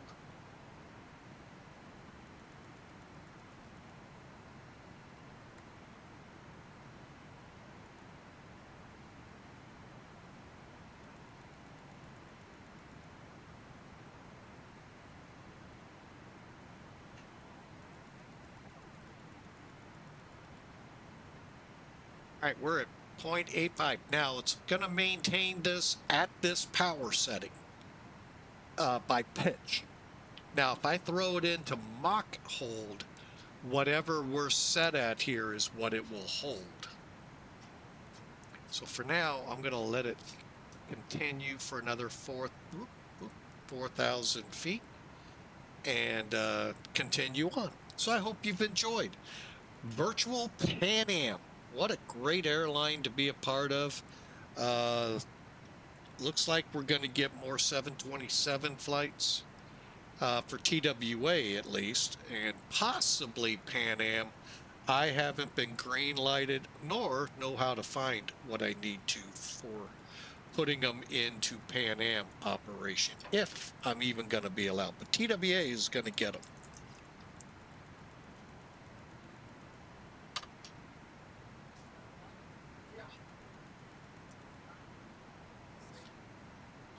All right, PAA Victor, boom.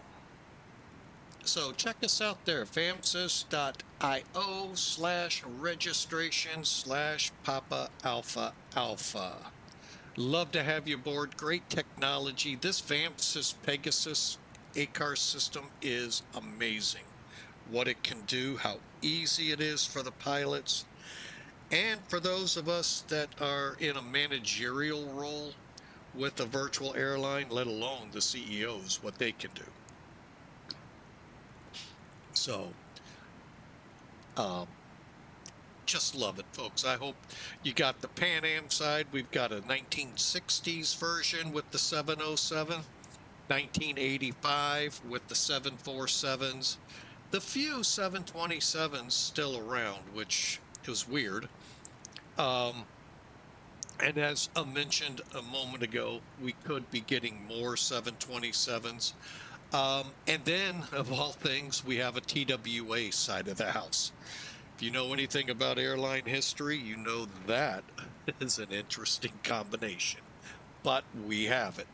And they run a 1984 or 80 something. They're in the 80s, but they're more modern looking. 737-800s. Don't even think that airplane existed yet. But they have them. 747-8. Another one. I don't even think the Dash 400 was on the scene yet. It might have been. You're getting close to that one. But, and if the L1011 comes to be, I know there's one trying to happen out there.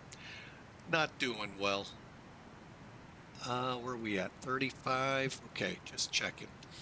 So check us out again. VAMSYS, VAMSYS, Victor Alpha Mike, Sierra Yankee Sierra, .India Osco /register/Papa Alpha Alpha. Love to meet and greet you. I, by the way, have been the one deemed to run PanAm at the moment. We'll see how long that lasts. All right, we're on our way to Taiwan. Speaking of which, got a couple thousand. Let's take a look outside the window of the plane next to us. Sure as heck is. Oh, actually, I got a selfie stick out there, folks, and that's how I'm getting this. So.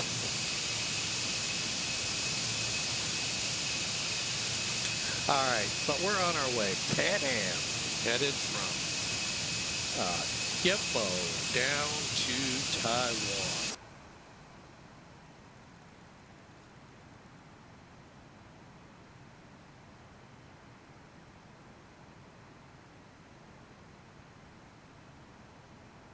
And this is what I was talking about. We're having a hard time just making 36,000.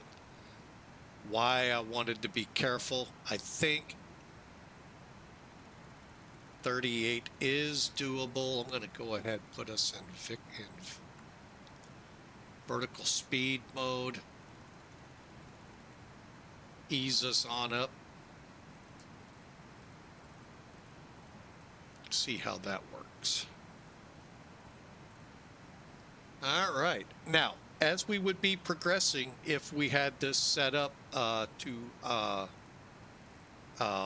update off VORs and all, we would be first making sure we're set up for VOR, trimix, you know, RNAV, but we're going to just let it update via GPS for now.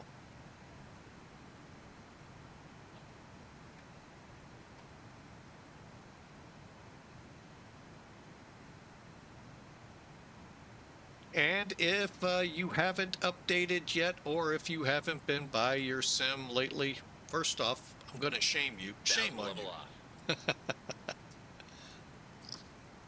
No, seriously, I get it. Life is life. It's not a box of chocolates, as Forrest Gump tried to tell us. It is life, and it can be difficult at times. So, anyway, if you are set for betas, we are currently operating 3.0 for X-Plane 12 in release candidate 3, which is still technically a beta.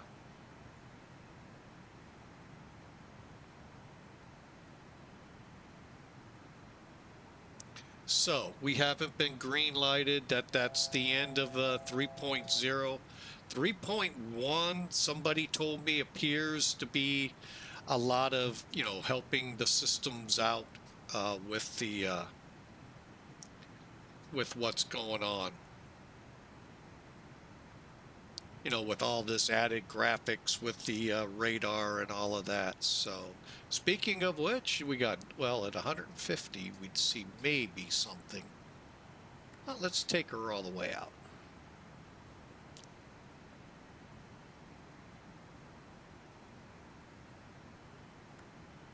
All right, we'll keep it at 150.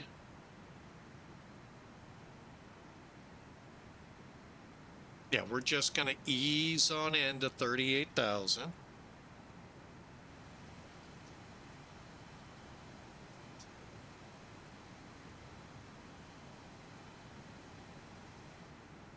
Fuel's looking good.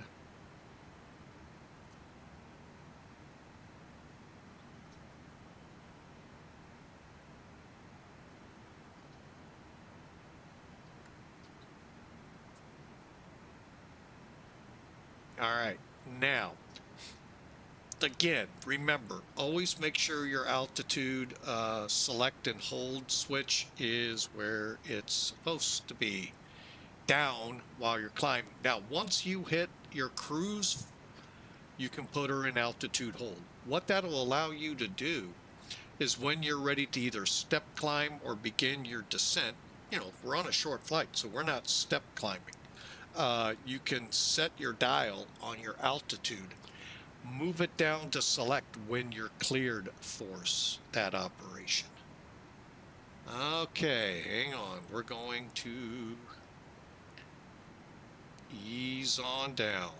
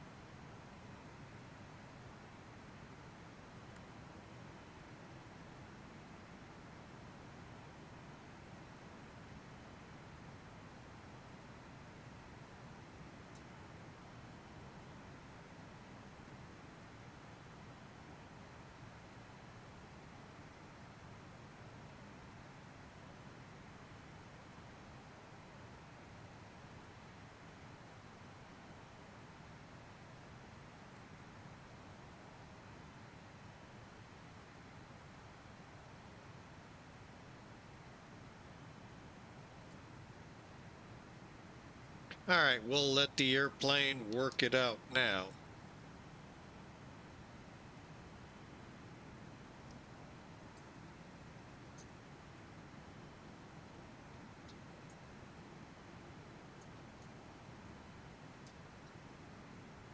And it will.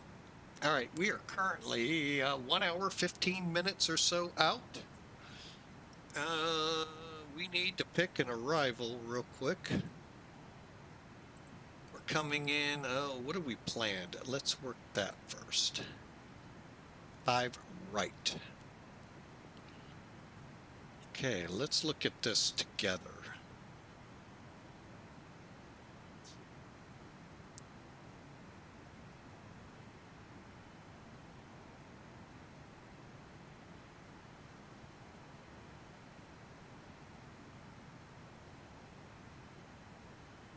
Okay, we're set on cruise.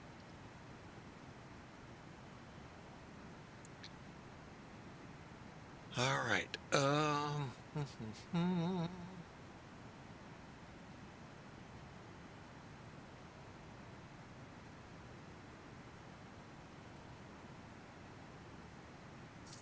right, so as you can see, we're coming in 5 right. That's over here. Okay, and we can park either apron C or B.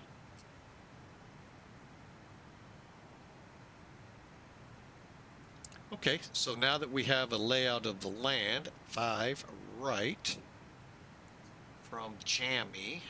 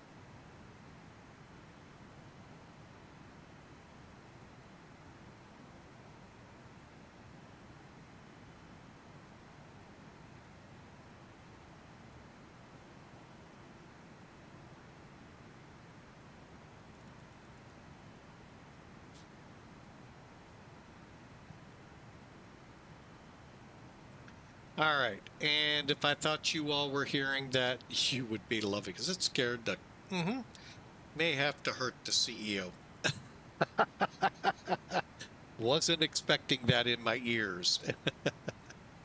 A cruise message.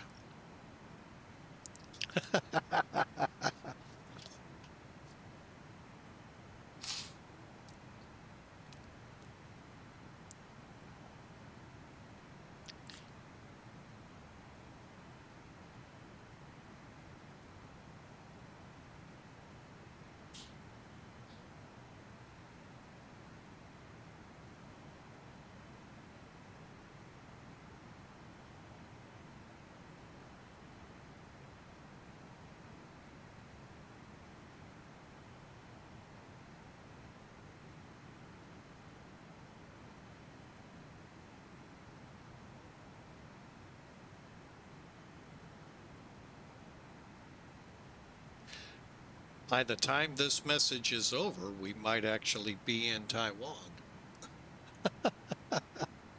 It's still going.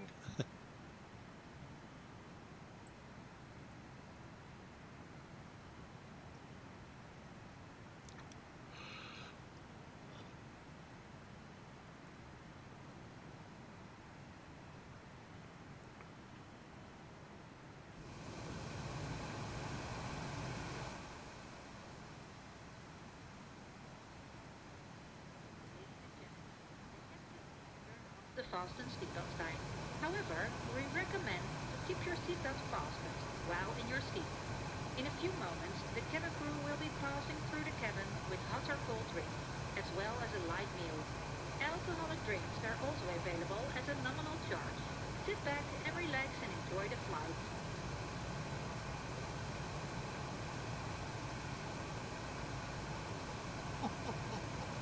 In-flight duty-free shop.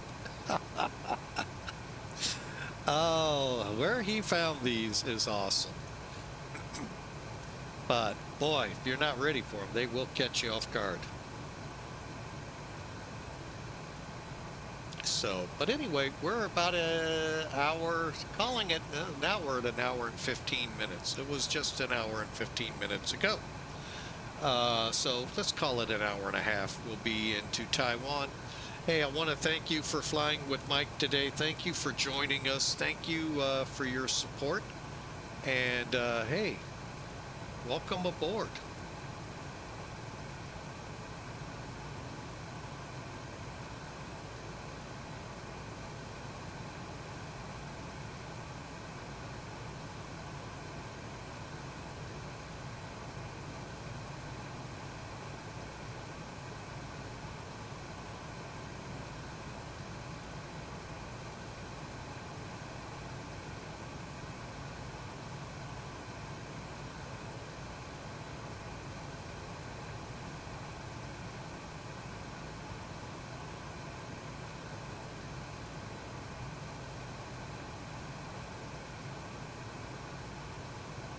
Can only, oh, look at. I was going to say, I thought they were headed to Detroit, the world flight. Looks like they were headed for New Orleans and then Detroit. I guess that's how the routing is.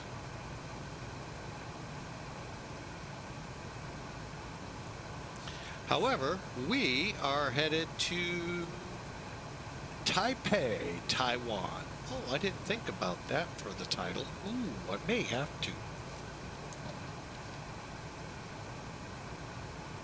Because now it's called Taoyuan. Taiwan. That's really confusing. So, all right, we're on our way. Thanks for flying with us, folks. We sure appreciate it. Questions, comments, let us know in the chat. And of course, as always, we are available in the Discord, either by voice sometimes or chat. Today we're staying off voice because of yesterday's internet, I'm going to call it debacle. It was horrible. We could go into it for the whole hour and a half we have to Taiwan. I don't want to bore you. You all know what internet outages are like. But I'm gonna tell you a little story though that came to mind during it. There was a commercial here, about a year and a half ago. A family, and normally, you usually get them where the storm takes out the electricity.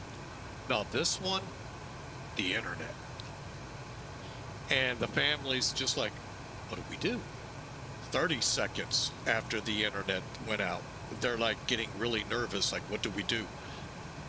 1 minute after the internet is gone, they're starting to sweat and all of this. 10 minutes of no internet, and they're like crawling the walls. What do we do? You know, it's kind of like that when you lose the internet. People have forgotten what they can do. Well, and many don't, because they've lived with the internet all their life. It was it just brought that story to life to me, and I thought I'd share, because it is always fun how many people, really don't know what to do when the internet does disappear. In our case, well, we decided to go to bed 2 to 3 hours into it, and it was still out. So that story would have been hilarious to have seen played out that long. So, but anyway, yeah, the internet. What would we do without TikTok or Facebook Reels or YouTube Shorts? I'd be upset because you're not watching me. Just kidding. But anyway, we're just up here to have fun, folks. That's what we're here. World flight, yeah, they're flying out of Cancun for Detroit right now. And a lot of people, I didn't see a lot of ATC. Maybe I just didn't look long enough. Oh, wrong one. Let me try that again. And you know, when you get stuff like, oh yeah, there's solid ATC at least into Indianapolis Center. Not in for the landing though. Ooh. Hope they know how to control themselves. No. Maybe Cleveland's having that internet issue. I don't want to wish that on anyone. You know. So here we are, little old us, and Air Mexico ahead of us. They're going to Hong Kong Fui. We are headed to Taipei.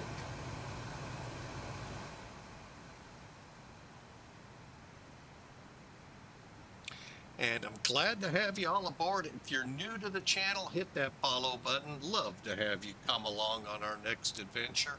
Still trying to piece that together. Because it's always hard to figure out when we start getting into the Thanksgiving, Christmas, holiday time frame. Things pop up, and I hate canceling something that people may be really looking forward to. So I'm just being careful and cautious as to what we schedule.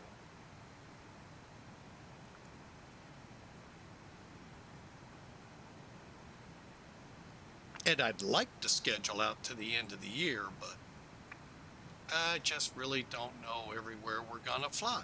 So we'll see. But anyway, thanks for being with us on this flight. And like I said, if you're new, smash that follow button. If you're watching us on YouTube for the first time, we'd love for you to smash that subscribe button. And hey, if you like it, thumb us up. We love seeing thumbs up. And make comments, questions, comments. Both sets of chat rooms will work. With the YouTube crowd, I do try to answer every message as I can. I've missed a few, I noticed, and I don't know how that's possible. But I do apologize to those that I did miss. So anyway, let's just cruise on, enjoy this hour in the air, and we'll play a little bit of music in the background, and hope you all enjoy.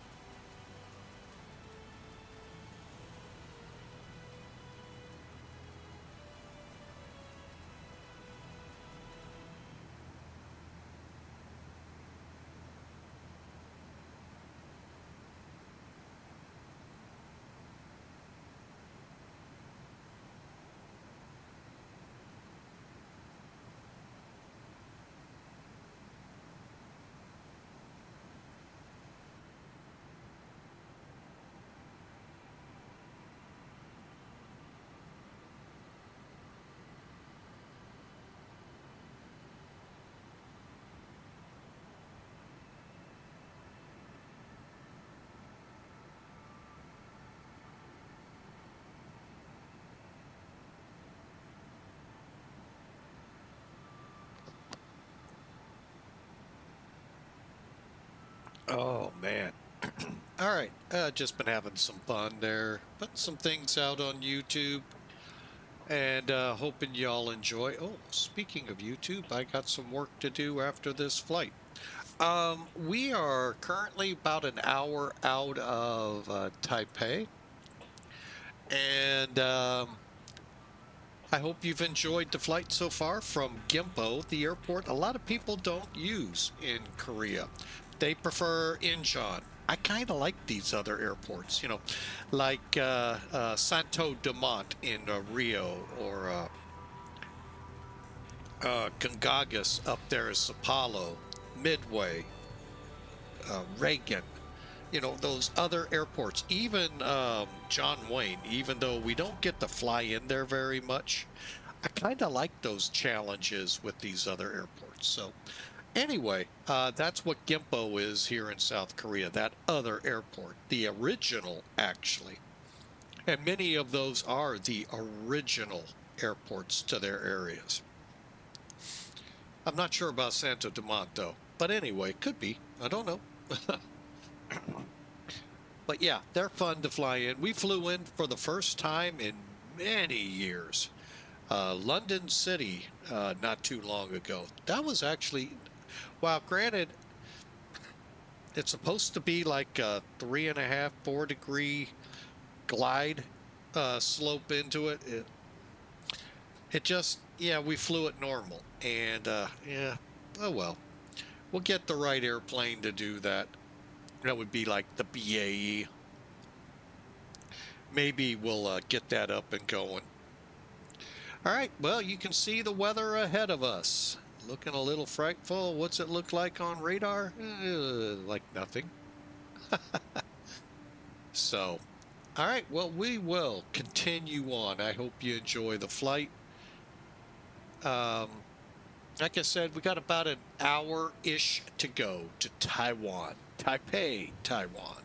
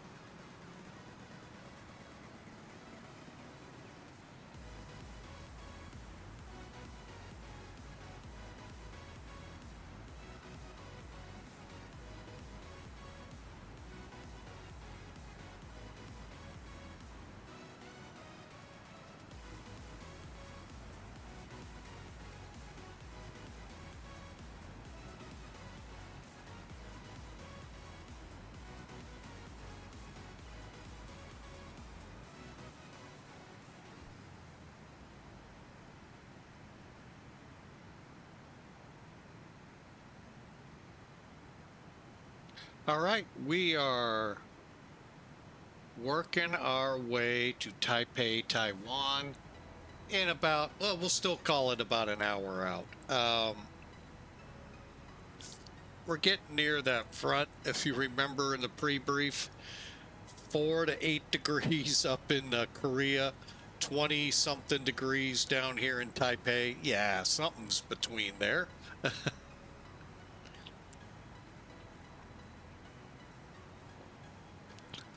I mean, granted, Korea, as we all saw on the show MASH, gets cold.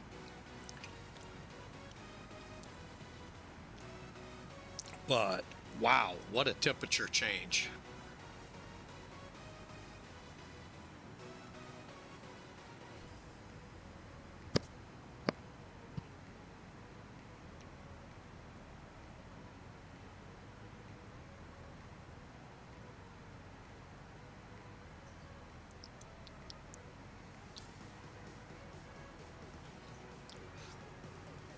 Looks kind of nasty below us.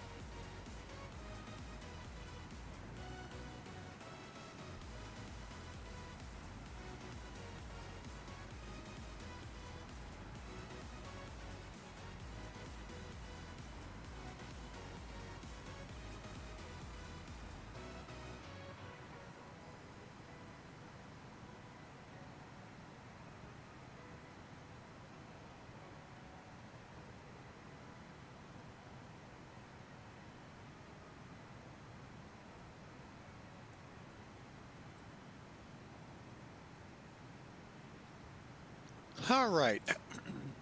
You know, it's kind of fun to watch the Mach hold speed, and it just really struggles.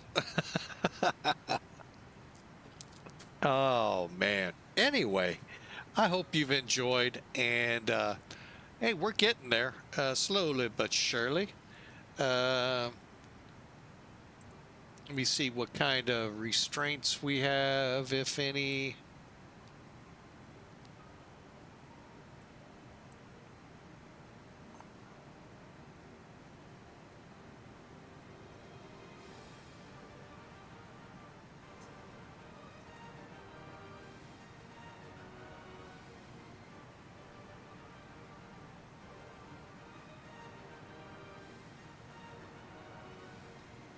All right, so we're planning Drake at 20,000 feet.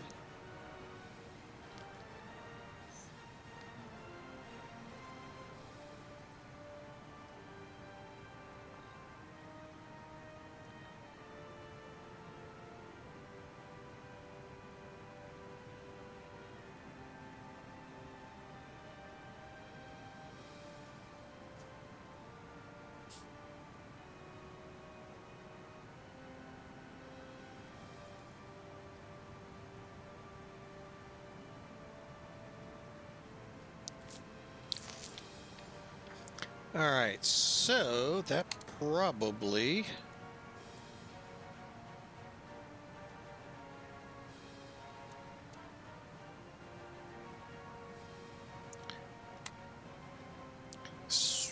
Oh, did it again. Hang on.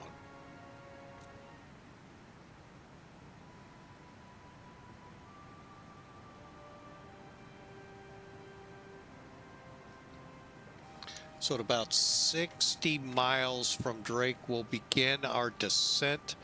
Now would be a really good time to show you how we set up the arrival. All right. So let's go down here. And again, we're going to have to push it through to all of them. But let's go to waypoint. All the way to the bottom. All right, Drake.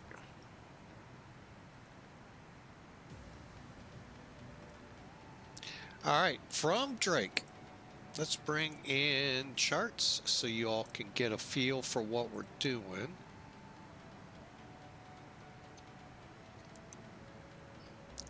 I know, it's like barely on the screen, I get it, but hopefully it'll make sense. Okay, so we're gonna go Drake to SEPA. Okay, make sure we're alpha. S-E-P-I-A. E-P-I-A. Enter.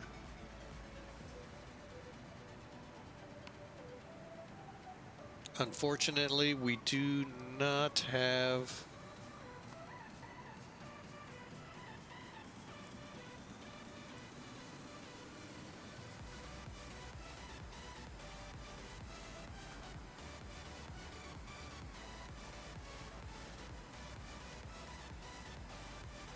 Okay, we know it's not there. We're at 29 now.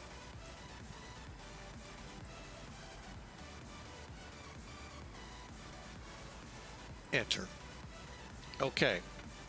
Enter. Next is auger.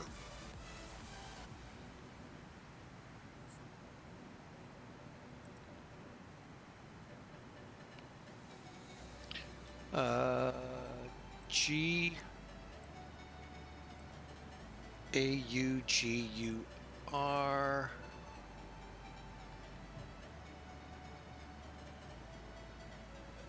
April.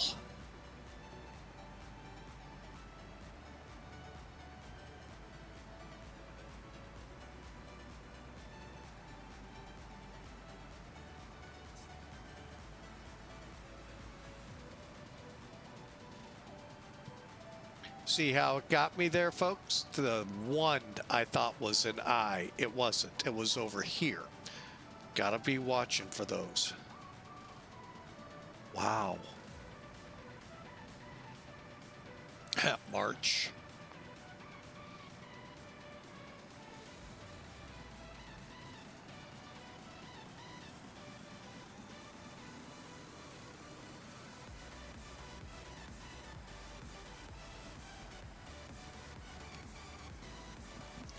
Okay.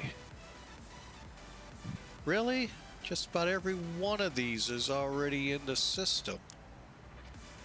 That's Fetis.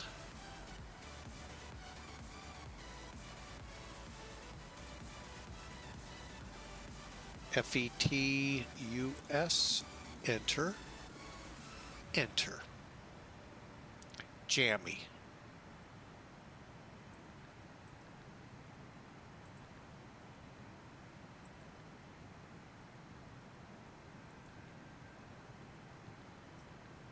Okay, now, here's how we're going to go ahead and put hook cow in HOU.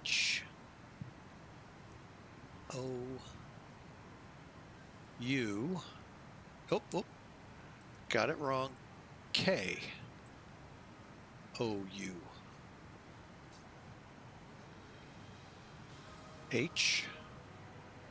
I still got it wrong. HUK.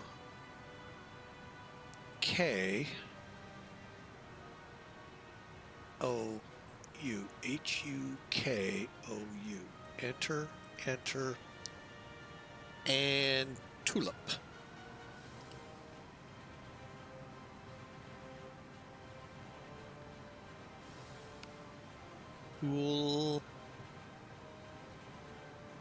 Tulip.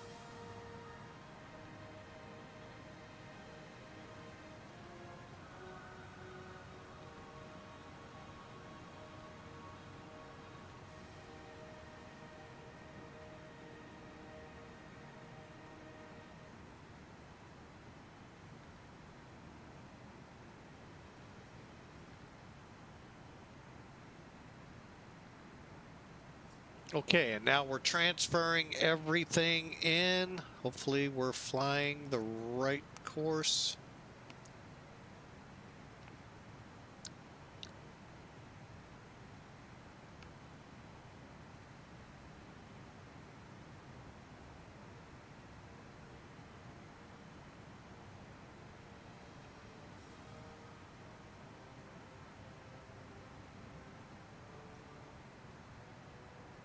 Okay, we're about halfway, kind of watching us coming off this.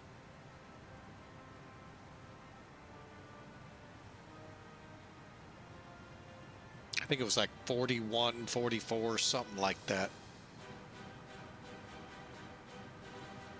Crossfill complete, leg, Sutta to Salmi, enter, enter, flight plan.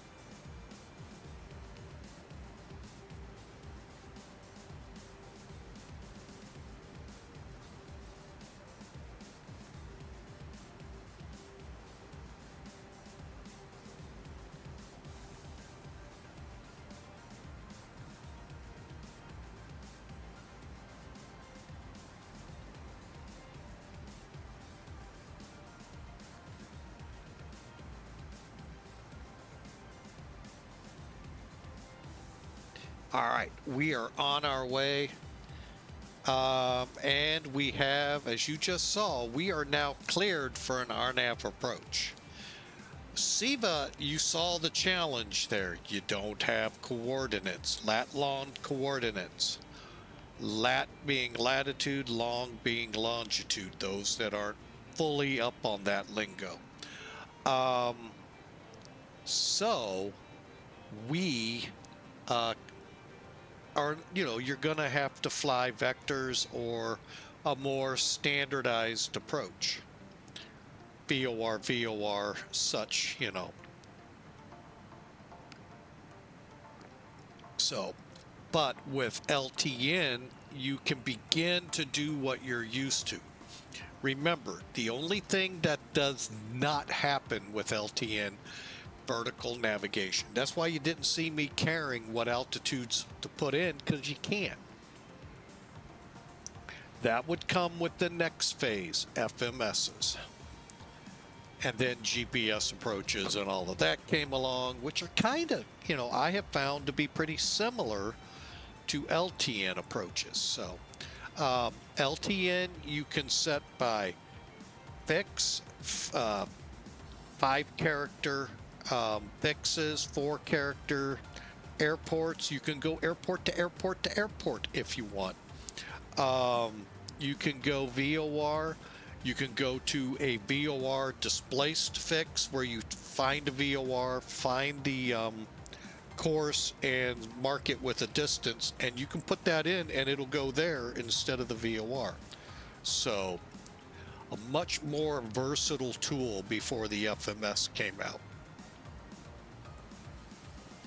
SIVA, while groundbreaking, had a lot of limitations, as you would expect with a tool that's so groundbreaking.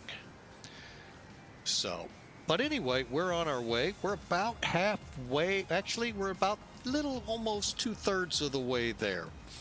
So we're just kind of cruising along, and watch us be over us, a hurricane, cyclone, or what do they call typhoon over here.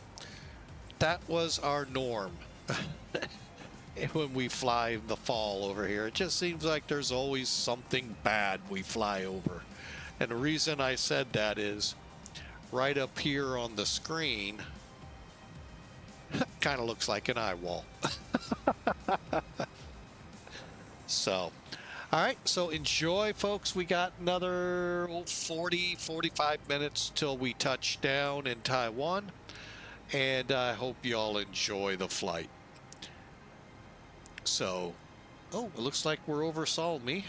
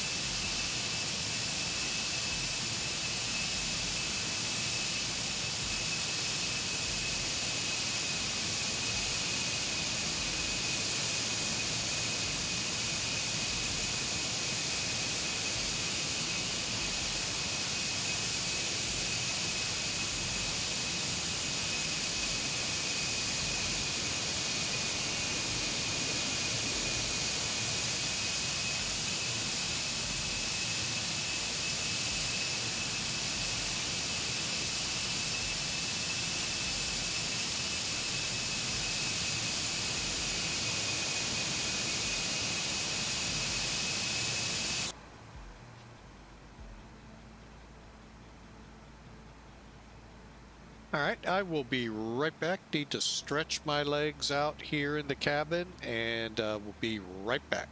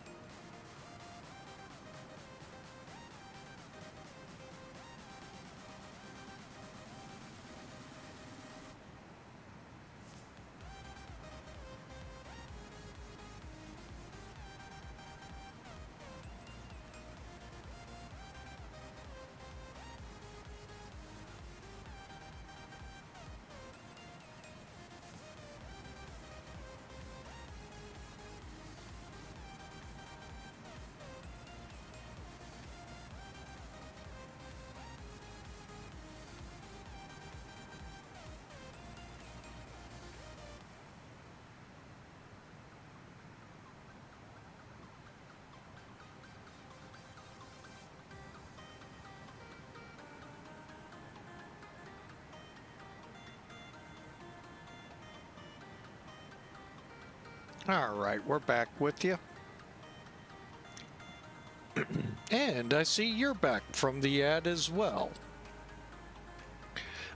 Hey, if you want to get rid of the ads, while they do help fund a small proportion of what we need at Flying with Mike, but if you would like to rid them, you know, you can always subscribe. That will actually give the streamer content provider more percentage than the other tool out there. Oh. So, something to consider if you're wanting to get less ads. Actually, no ads at that point. Simply subscribe. All right, we're on our way. 30 minutes to go.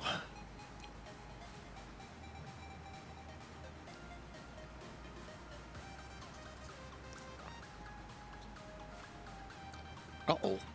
Is Sim Toolkit giving us problems?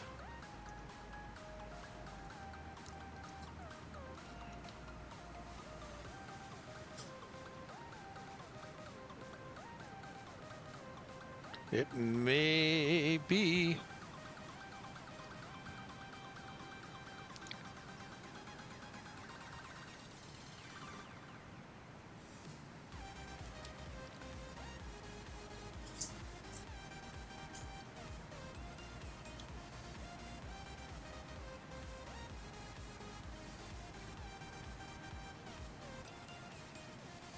Yeah, I think it is.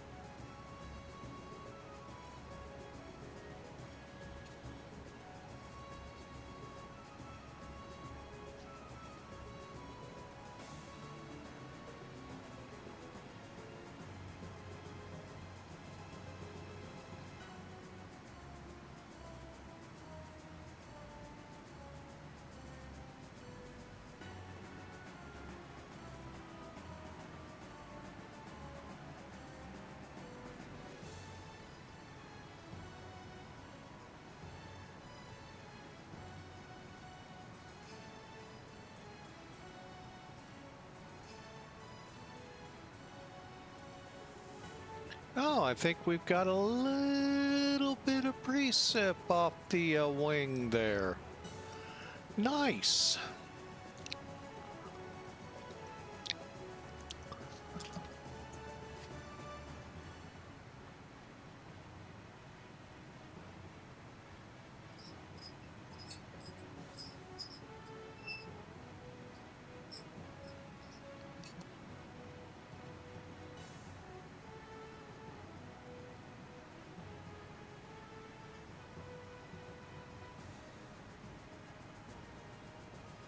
All right, we're back, folks, and we're about to start in our descent here.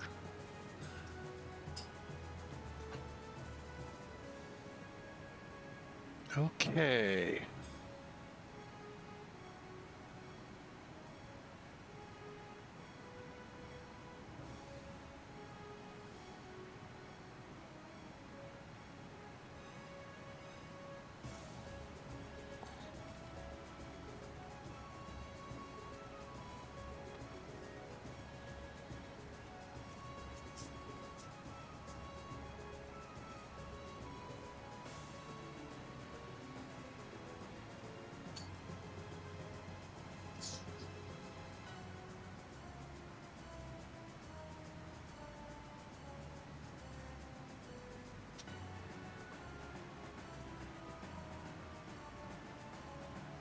about 20 or so minutes out before we arrive in Taiwan.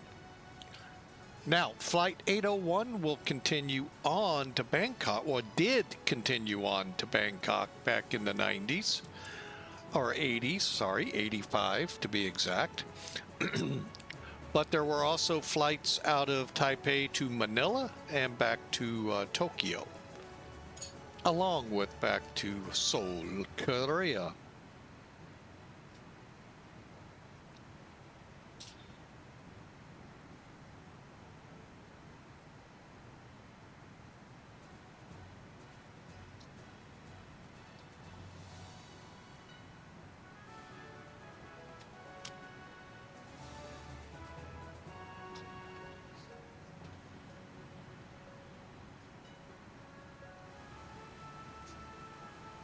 All right, fuel looking good, pressure's looking good.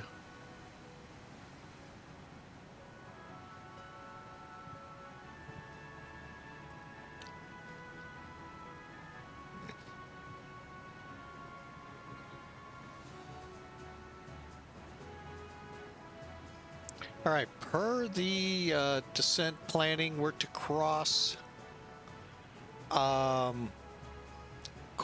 Cobra, Drake, or Grace at and maintain flight level 200. And then let ATC take it from there. Well, we don't have ATC. So our game plan is we're going to descend to 20 and then work our way down to 4,000 as we come around for the ILS. All right, and it's going to take a little bit, yes, but yeah, that's the overall game plan.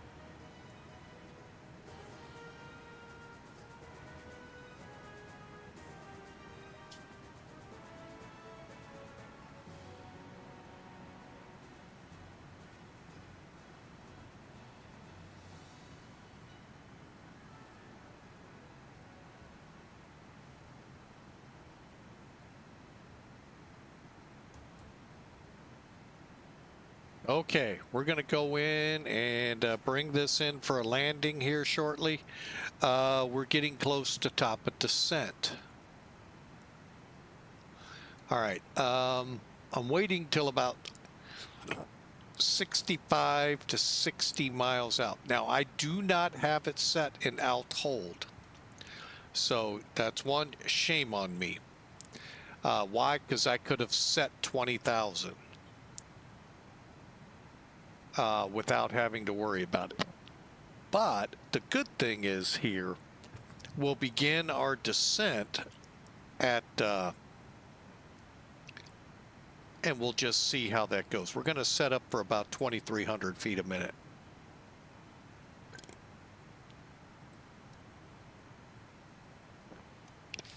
All right, so here we go. 20.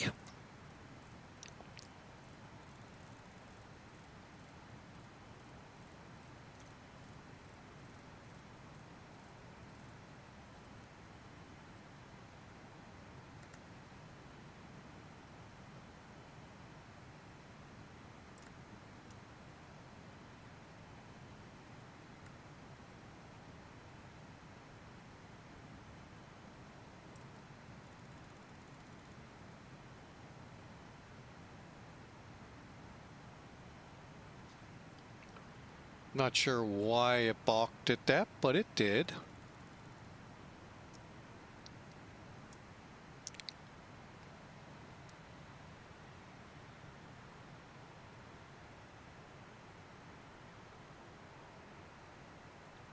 All right, we are coming down. Well, let's go over here, see where we are. Here's Taiwan, here's us, and there's a plane at 40,000 feet ahead of us. First off, let's do our landing performance, landing sheet. Verify our estimated landing weight, 476. Whoa. Okay. Oh, that's right. Never mind. Never mind. That is correct. Runway we're landing on 5 right is 12,400 feet long.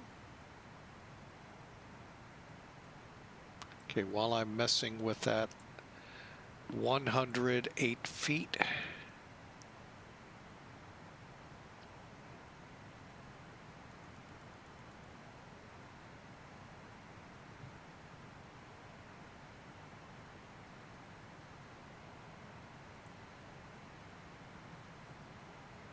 I don't know if we're going to be able to tell.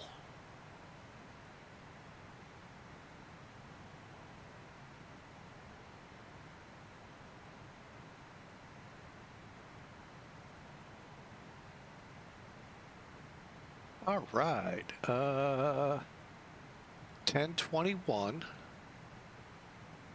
temperature 20.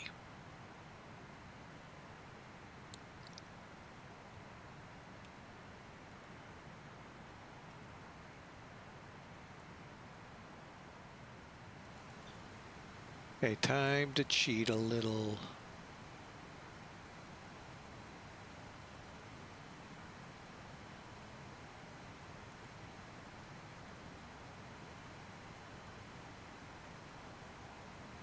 Looks like about 30.11. No.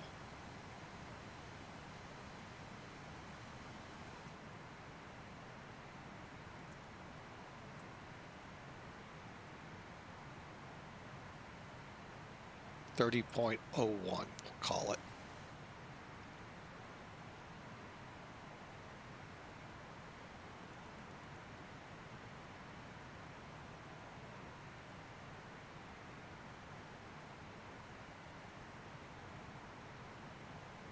.80 at 9. Okay.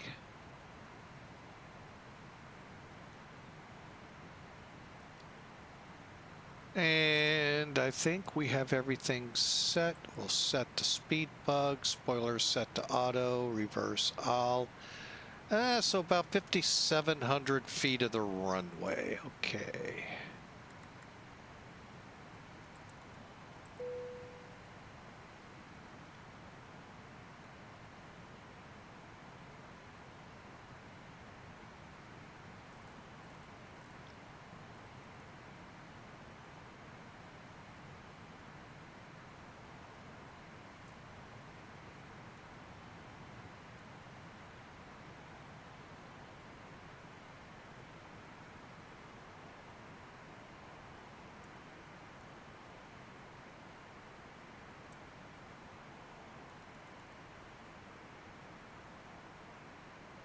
Okay, everything looks good coming into Drake.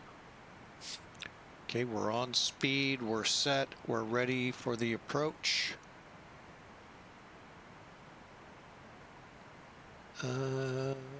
me see if that shows up.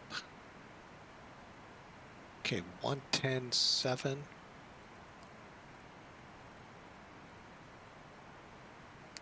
$54.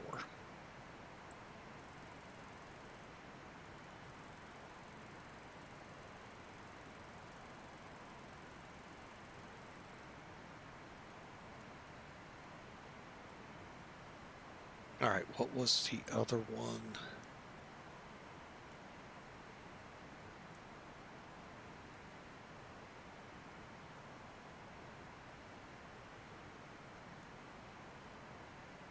$112.15.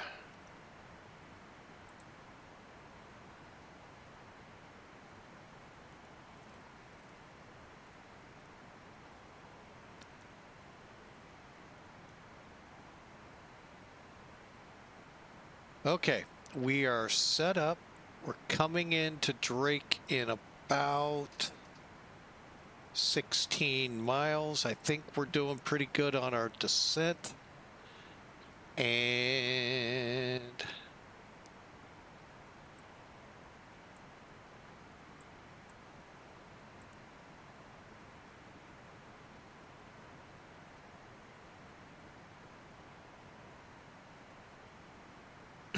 things are appearing to be pretty good. We're set up for the ILS. We'll switch over to heading here. Let's get on the heading course, kind of keep up with that a little bit more. And we're coming in, folks, to Drake. Our initial, and then we'll descend.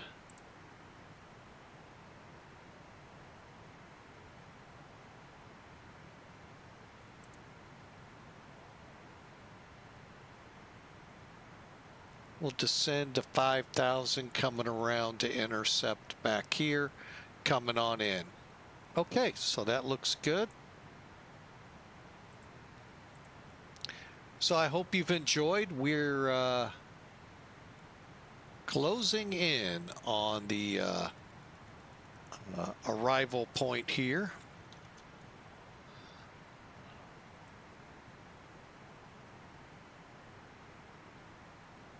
Okay, we're about 6 miles out, 24,000 feet, holding at 300. So again, I hope you enjoyed. If you did, hit that follow button here on Twitch. Love to have you join in if you're on YouTube watching one of the other videos, because we don't live stream to YouTube. I really don't think my system can really take it. So I just stick to Twitch and then afterwards upload to YouTube. So glad to have you on. But if you are on YouTube, hit that subscribe button. Love for you to know when our next videos are coming out. Hang on, I'm going to go ahead and bring us on down to 15,000.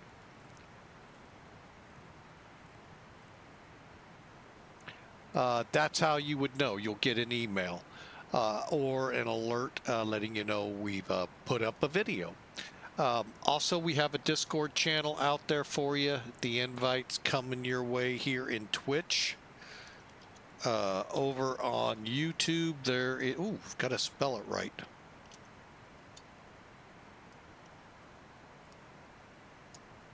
There we go.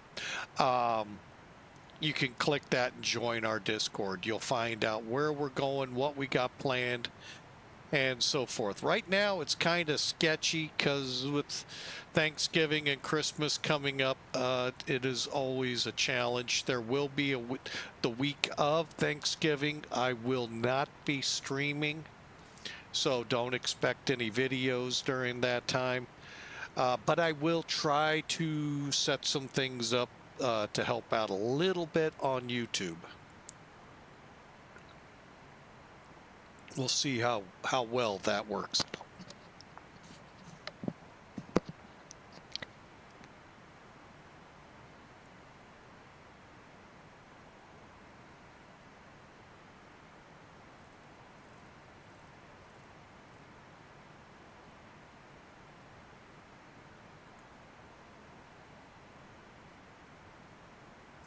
All right, transition level here is 13,000. Okay. And we are going to go to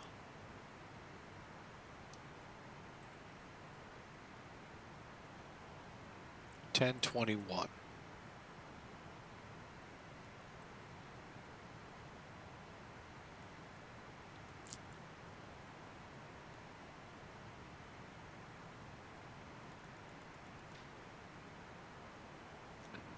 Boy, I'll tell you, these clouds really look fantastic.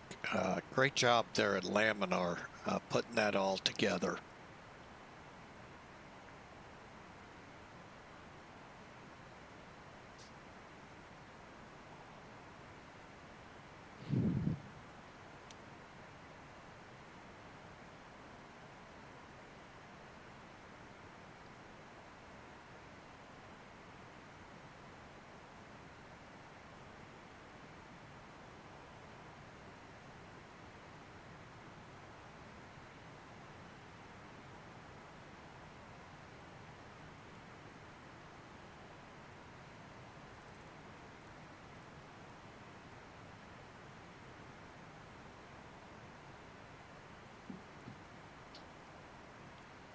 All right, we are beginning. Wow, that just looks amazing.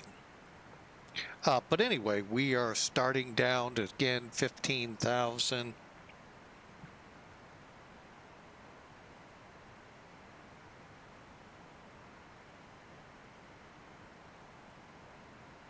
Got some traffic ahead of us, 2 aircraft.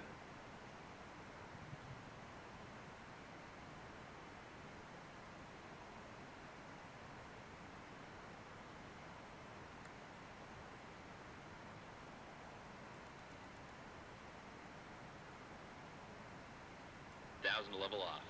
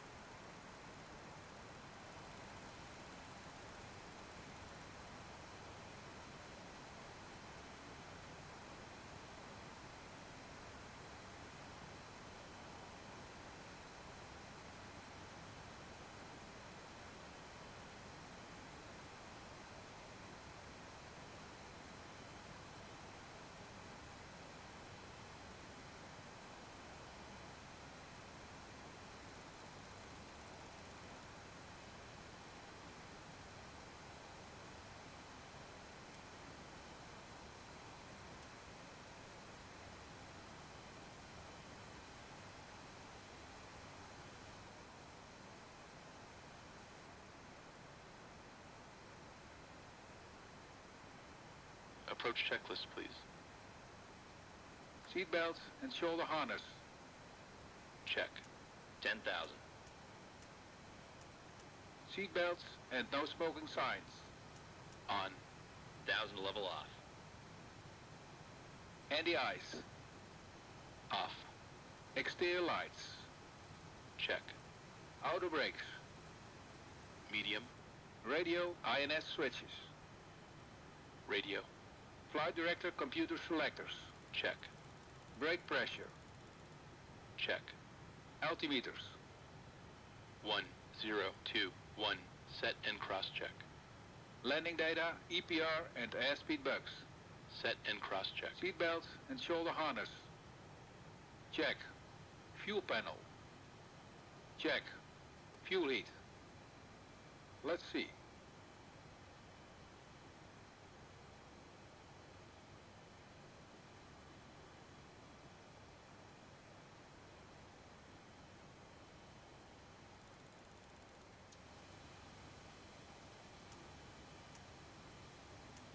Off. EPR computer. Wait. Go around. Cabin altitude. Check. Circuit breakers. Check. Approach checklist completed.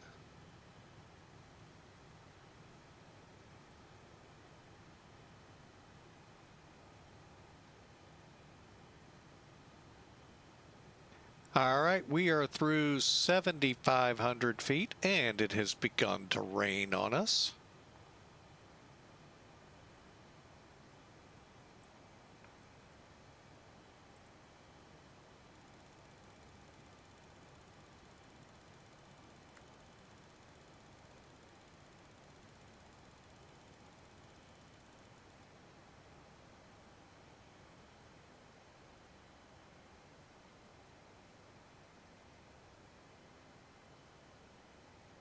Okay, we are probably at Felis. We're going to make the turn around and come in. We'll see, though.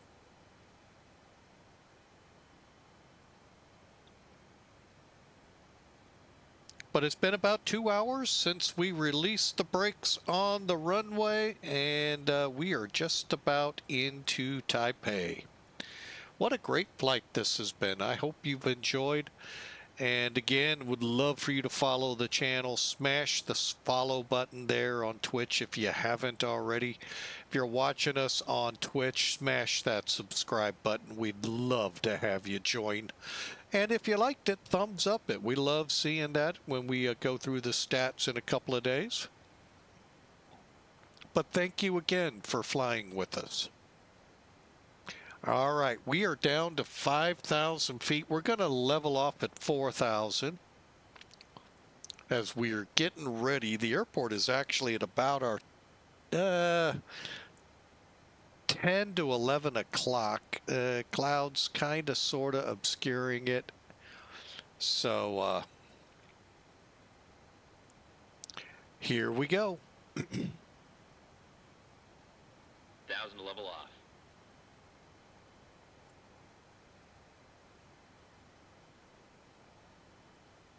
Looks like about April is when we will hit the 4,000 foot mark. Now, we have to be very careful when we set our next altitude change. I don't think we actually have one. We'll just come around and join the ILS.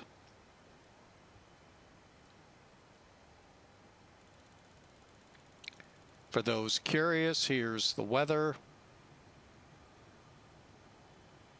080 at 9, visibility more than 10 miles. Rain, sky conditions, 1,800 foot scattered, broken 3,200, and another scattered layer, 28,000.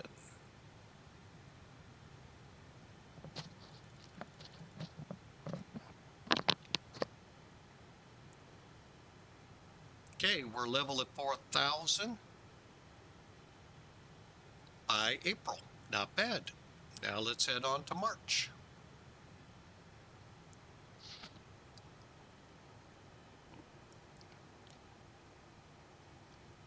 Okay, we're all set here.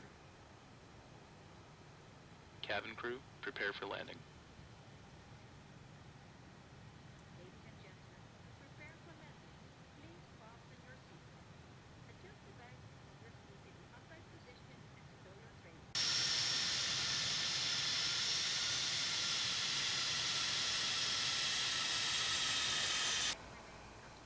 Bit difficult to see, isn't it?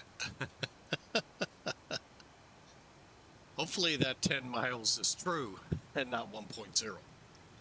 All right, so we're about ready to come over March. Let us, we can begin thinking about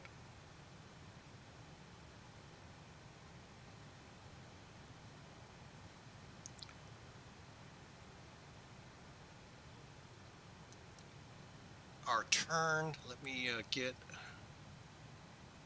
squared away here.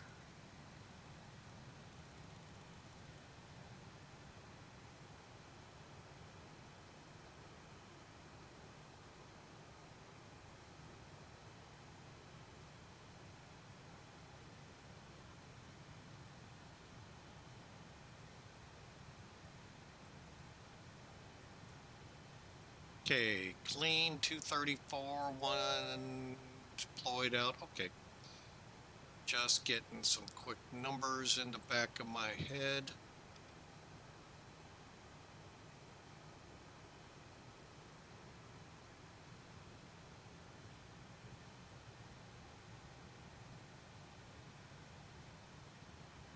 But again, thanks for taking some time out of your Monday to check out the stream. We sure appreciate you. And we're looking forward to a great landing, hopefully here. Exclamation mark, predict, space, and a negative number if you want to put a prediction in.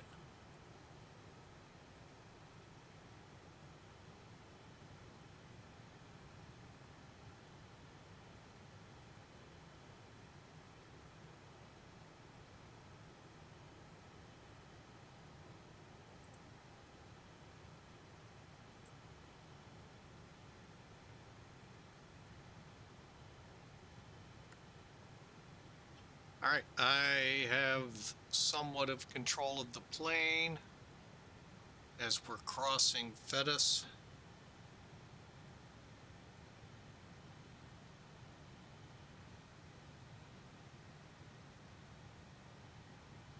Okay, let's go to 098 here in just a few.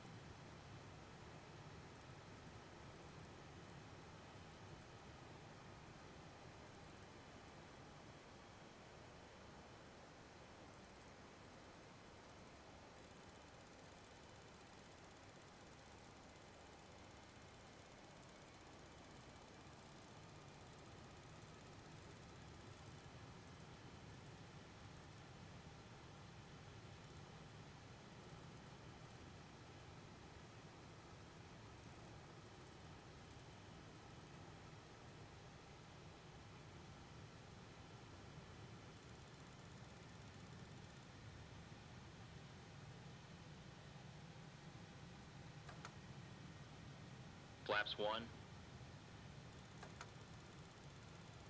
Flaps 5.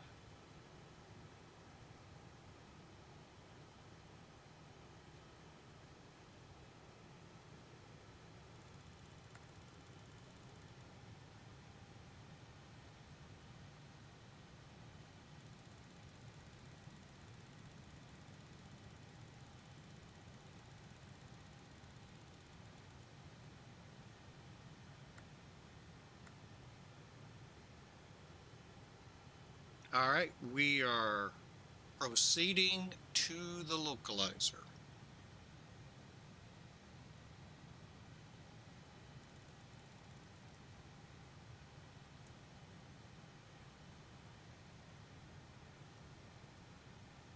Okay, 134. Let's set up for 145, 150.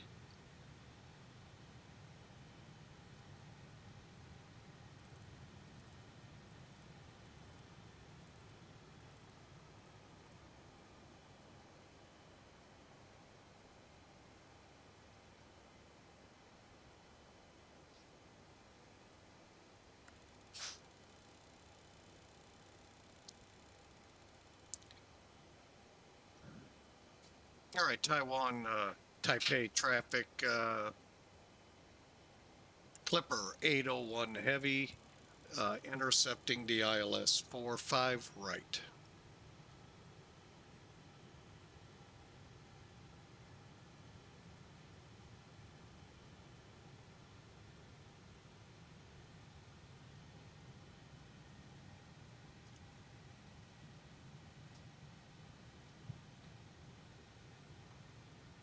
All right, here we go.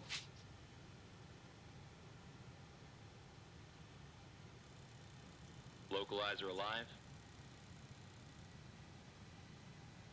Cabin ready.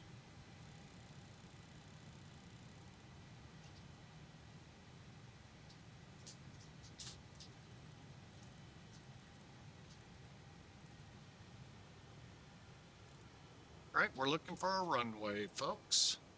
Anyone see a runway out here?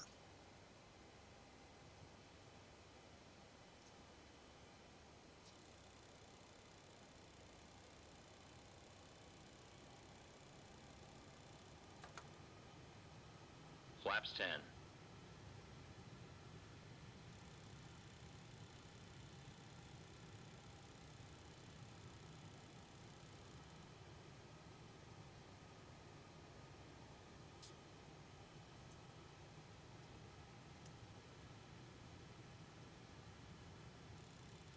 Okay, we are on, I believe, we are on the glide slope.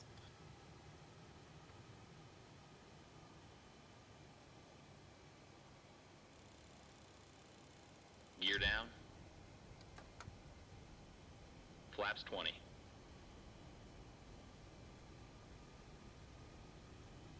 Landing checklist. Gear. Damn. Flaps 25. Down and check. Down and check. Gears down, green light. Flaps.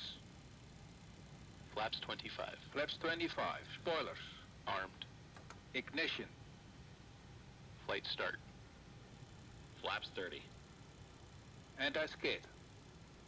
Check. Altimeters. 1, 0, 2, 1. Set and cross-checked. Landing checklist completed.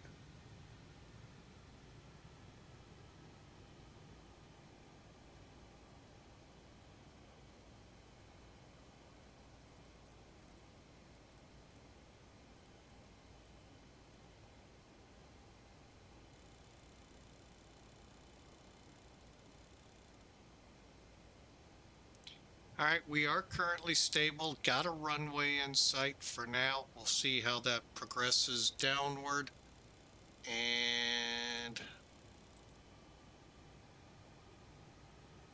we'll try for S7, worst case S8. Sierra 7, Sierra 8 for taxiways. Who knows? Might even get lucky and get off at Sierra 6.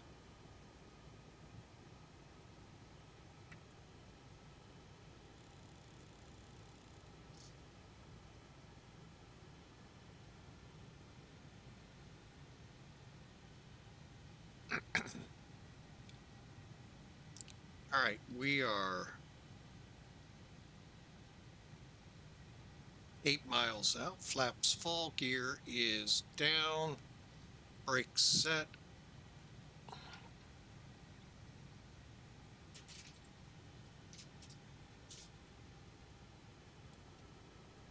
And that's what I assumed would happen. That's why I said at this point we had the runway in sight. Now we gotta wait to see it again. Long way to go to decision altitude. Go put these clouds here. Come on. Get them out of here.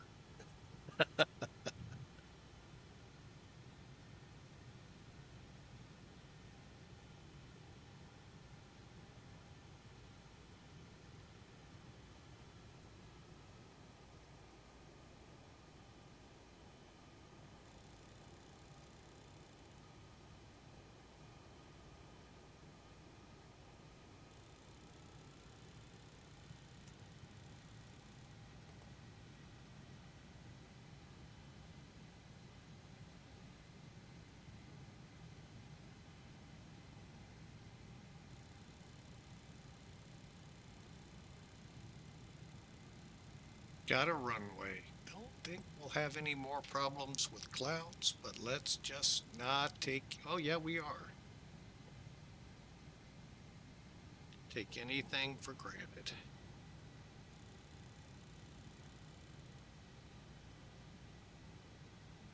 There we go. I think we're good now.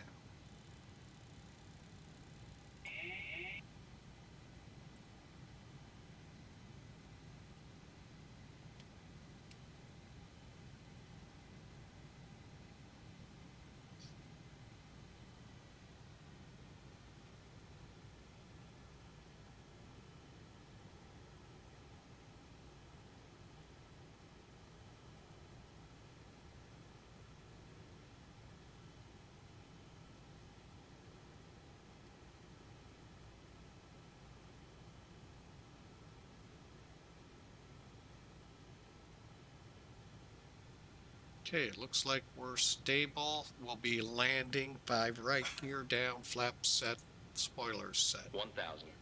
brakes set. Landing shortly. Please make sure your seatbelt is securely fastened.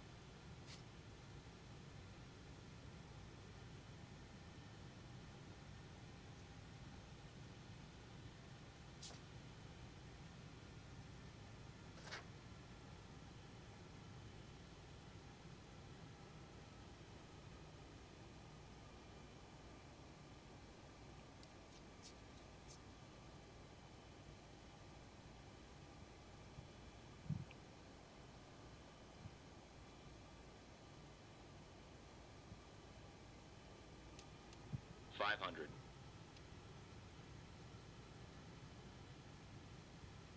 Oh, didn't know the BNSF ran over here.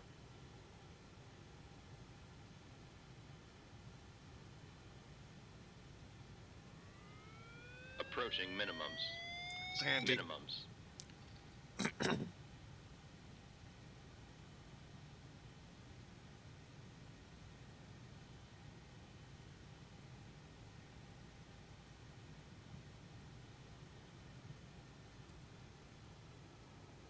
$50, $40, $30, $20, $10. Check reverse.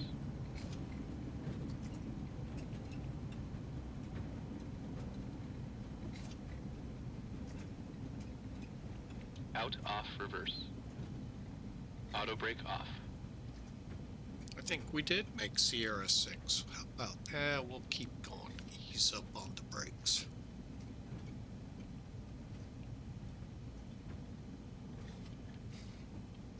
All right, welcome to Taipei, folks. Clipper 801 on the ground. I don't even know if I called for landing. Doggone it. 60 knots.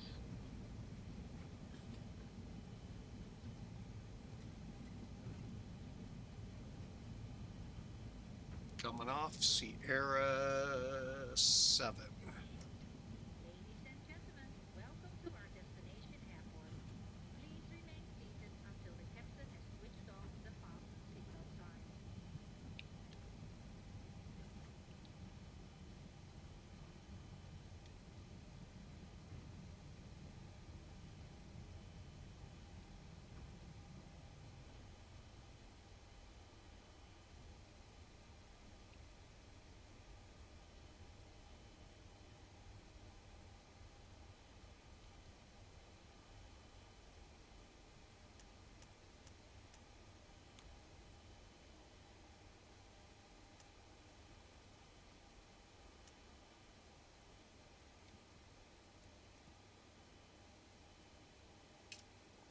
That's an actual parking spot. I thought it was a taxiway. Oh boy.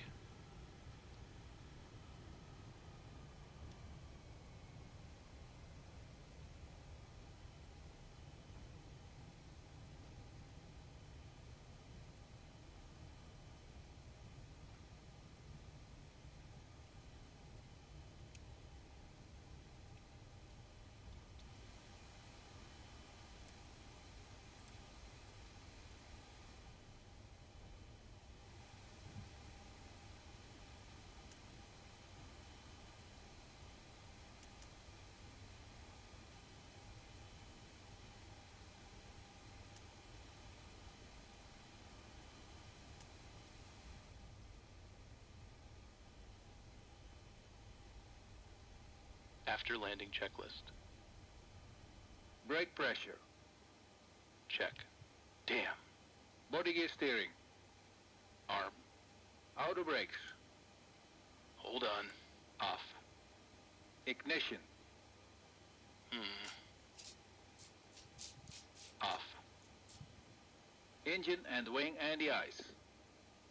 Off. Radar and transponder. Hold on. Stand by. Flaps.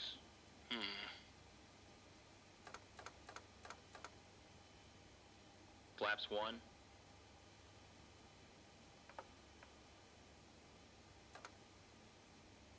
Flaps up.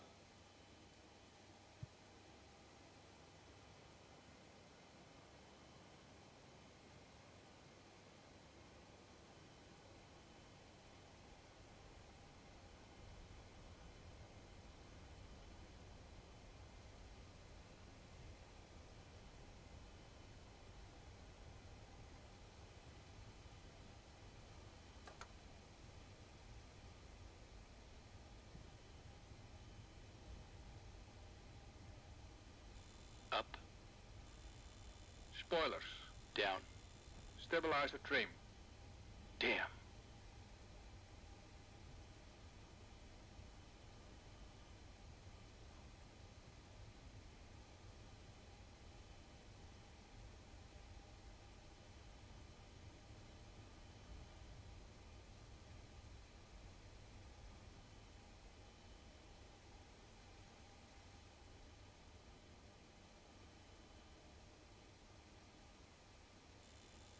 Seven units. Outflow valves. Open. Pressurization mode selector. Wait. Manual. Aft cargo heat. Off. APU. Check. Checklist completed.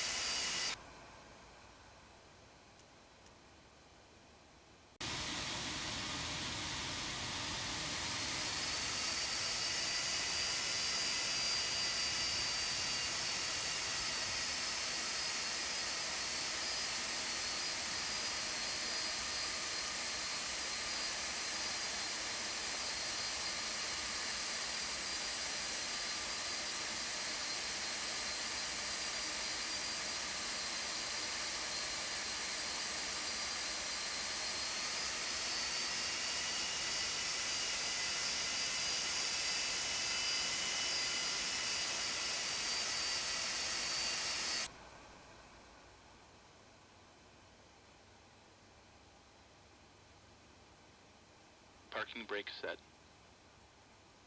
Okay. All right. Sorry for that, folks. Lot goes on after landing. All right. So we're in the blocks. EPU is up and running, just not on the gens yet.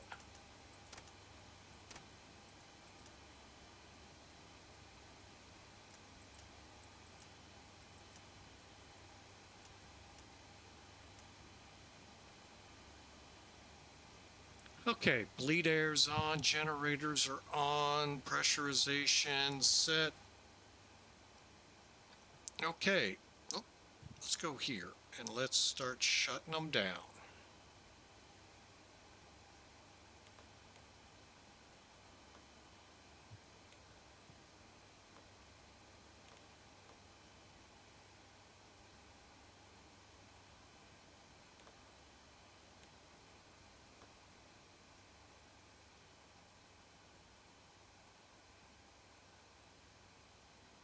Cockpit to ground. Put the chocks on.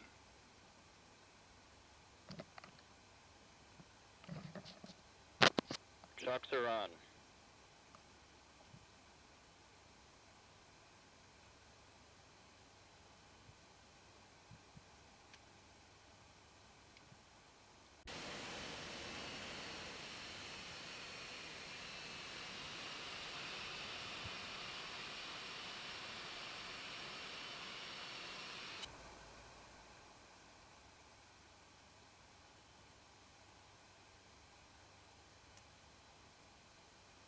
Cabin crew, disarm slides.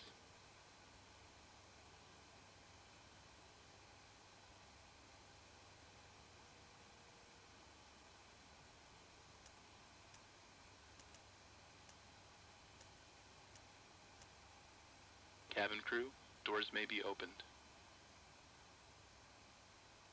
Be careful when opening the luggage bins, as hand luggage may All right, welcome to Taipei, as I've said. All right, what a fun flight. I haven't looked to see what we did on the landing. I got a prediction in there, but you know, it'll be what it'll be. We're going to run the final bit of the checklist here. Let me get these to the right positions.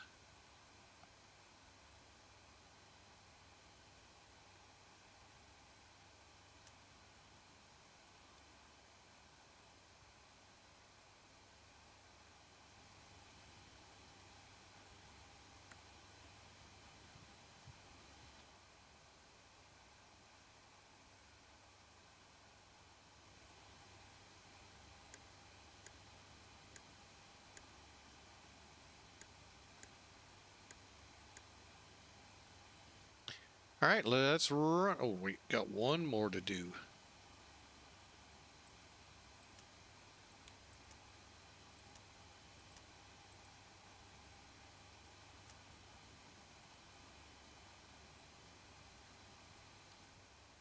Okay.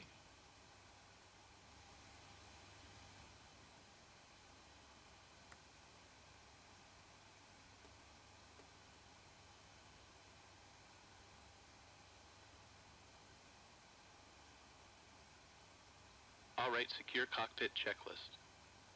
Brakes. Parked. Beacon lights. Off. INS. Align. Probe and window heat. Off. Pack valves. Check. Fuel boost pumps. Off. Reserve tank valves. Closed. Hydraulic panel. Check. Oxygen. Check. Flight recorder. Off. All right, there you have it. I'm not going to go through the termination. We're going to get to where we can just have a great rest of our Monday. Oh, wait, I did forget something.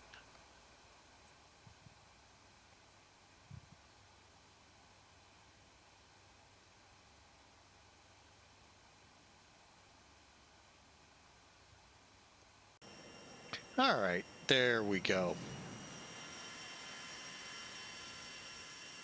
Clipper Belle of the Sky has arrived in Taipei. Now, when the cargo's unloaded, those doors will close. However, let's take a look here. Does it say right here? No, I always forget. Can I? 145, 383 feet a minute. According to the ACARS, we'll submit. No more bookings found. Okay. And give me a real quick second to take a look at the dashboard on this.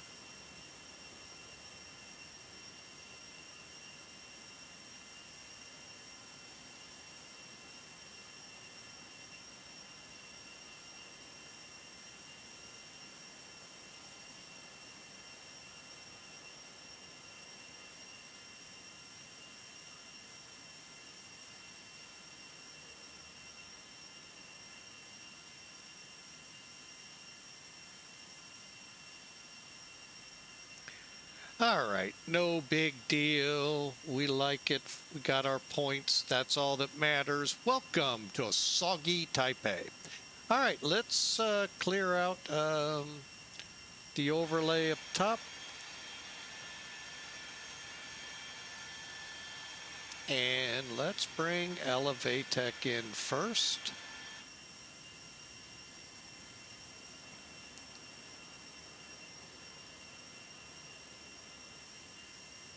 All right, arrived gate B4.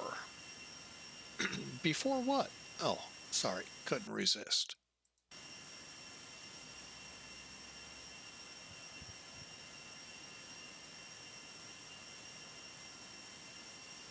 Okay, Elevatech will probably follow with a 381 feet per minute, 135. That's all good. 1.1 Gs, all really good for the landing. I'm pretty happy with it, folks.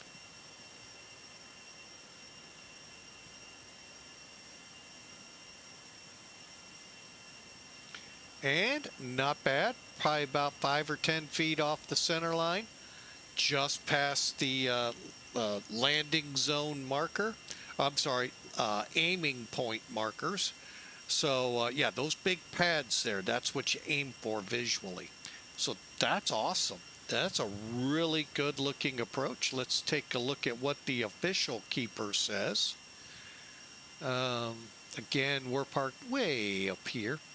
And usually I park over here, but I thought, what the heck? Now, cargo, I always park here. But flying this, I thought, what the heck? Let's go here.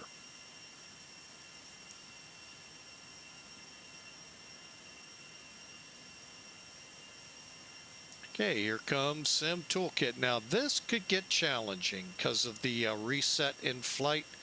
So they got us at 344, 135, 1.2 Gs. Hey, all looks good to me.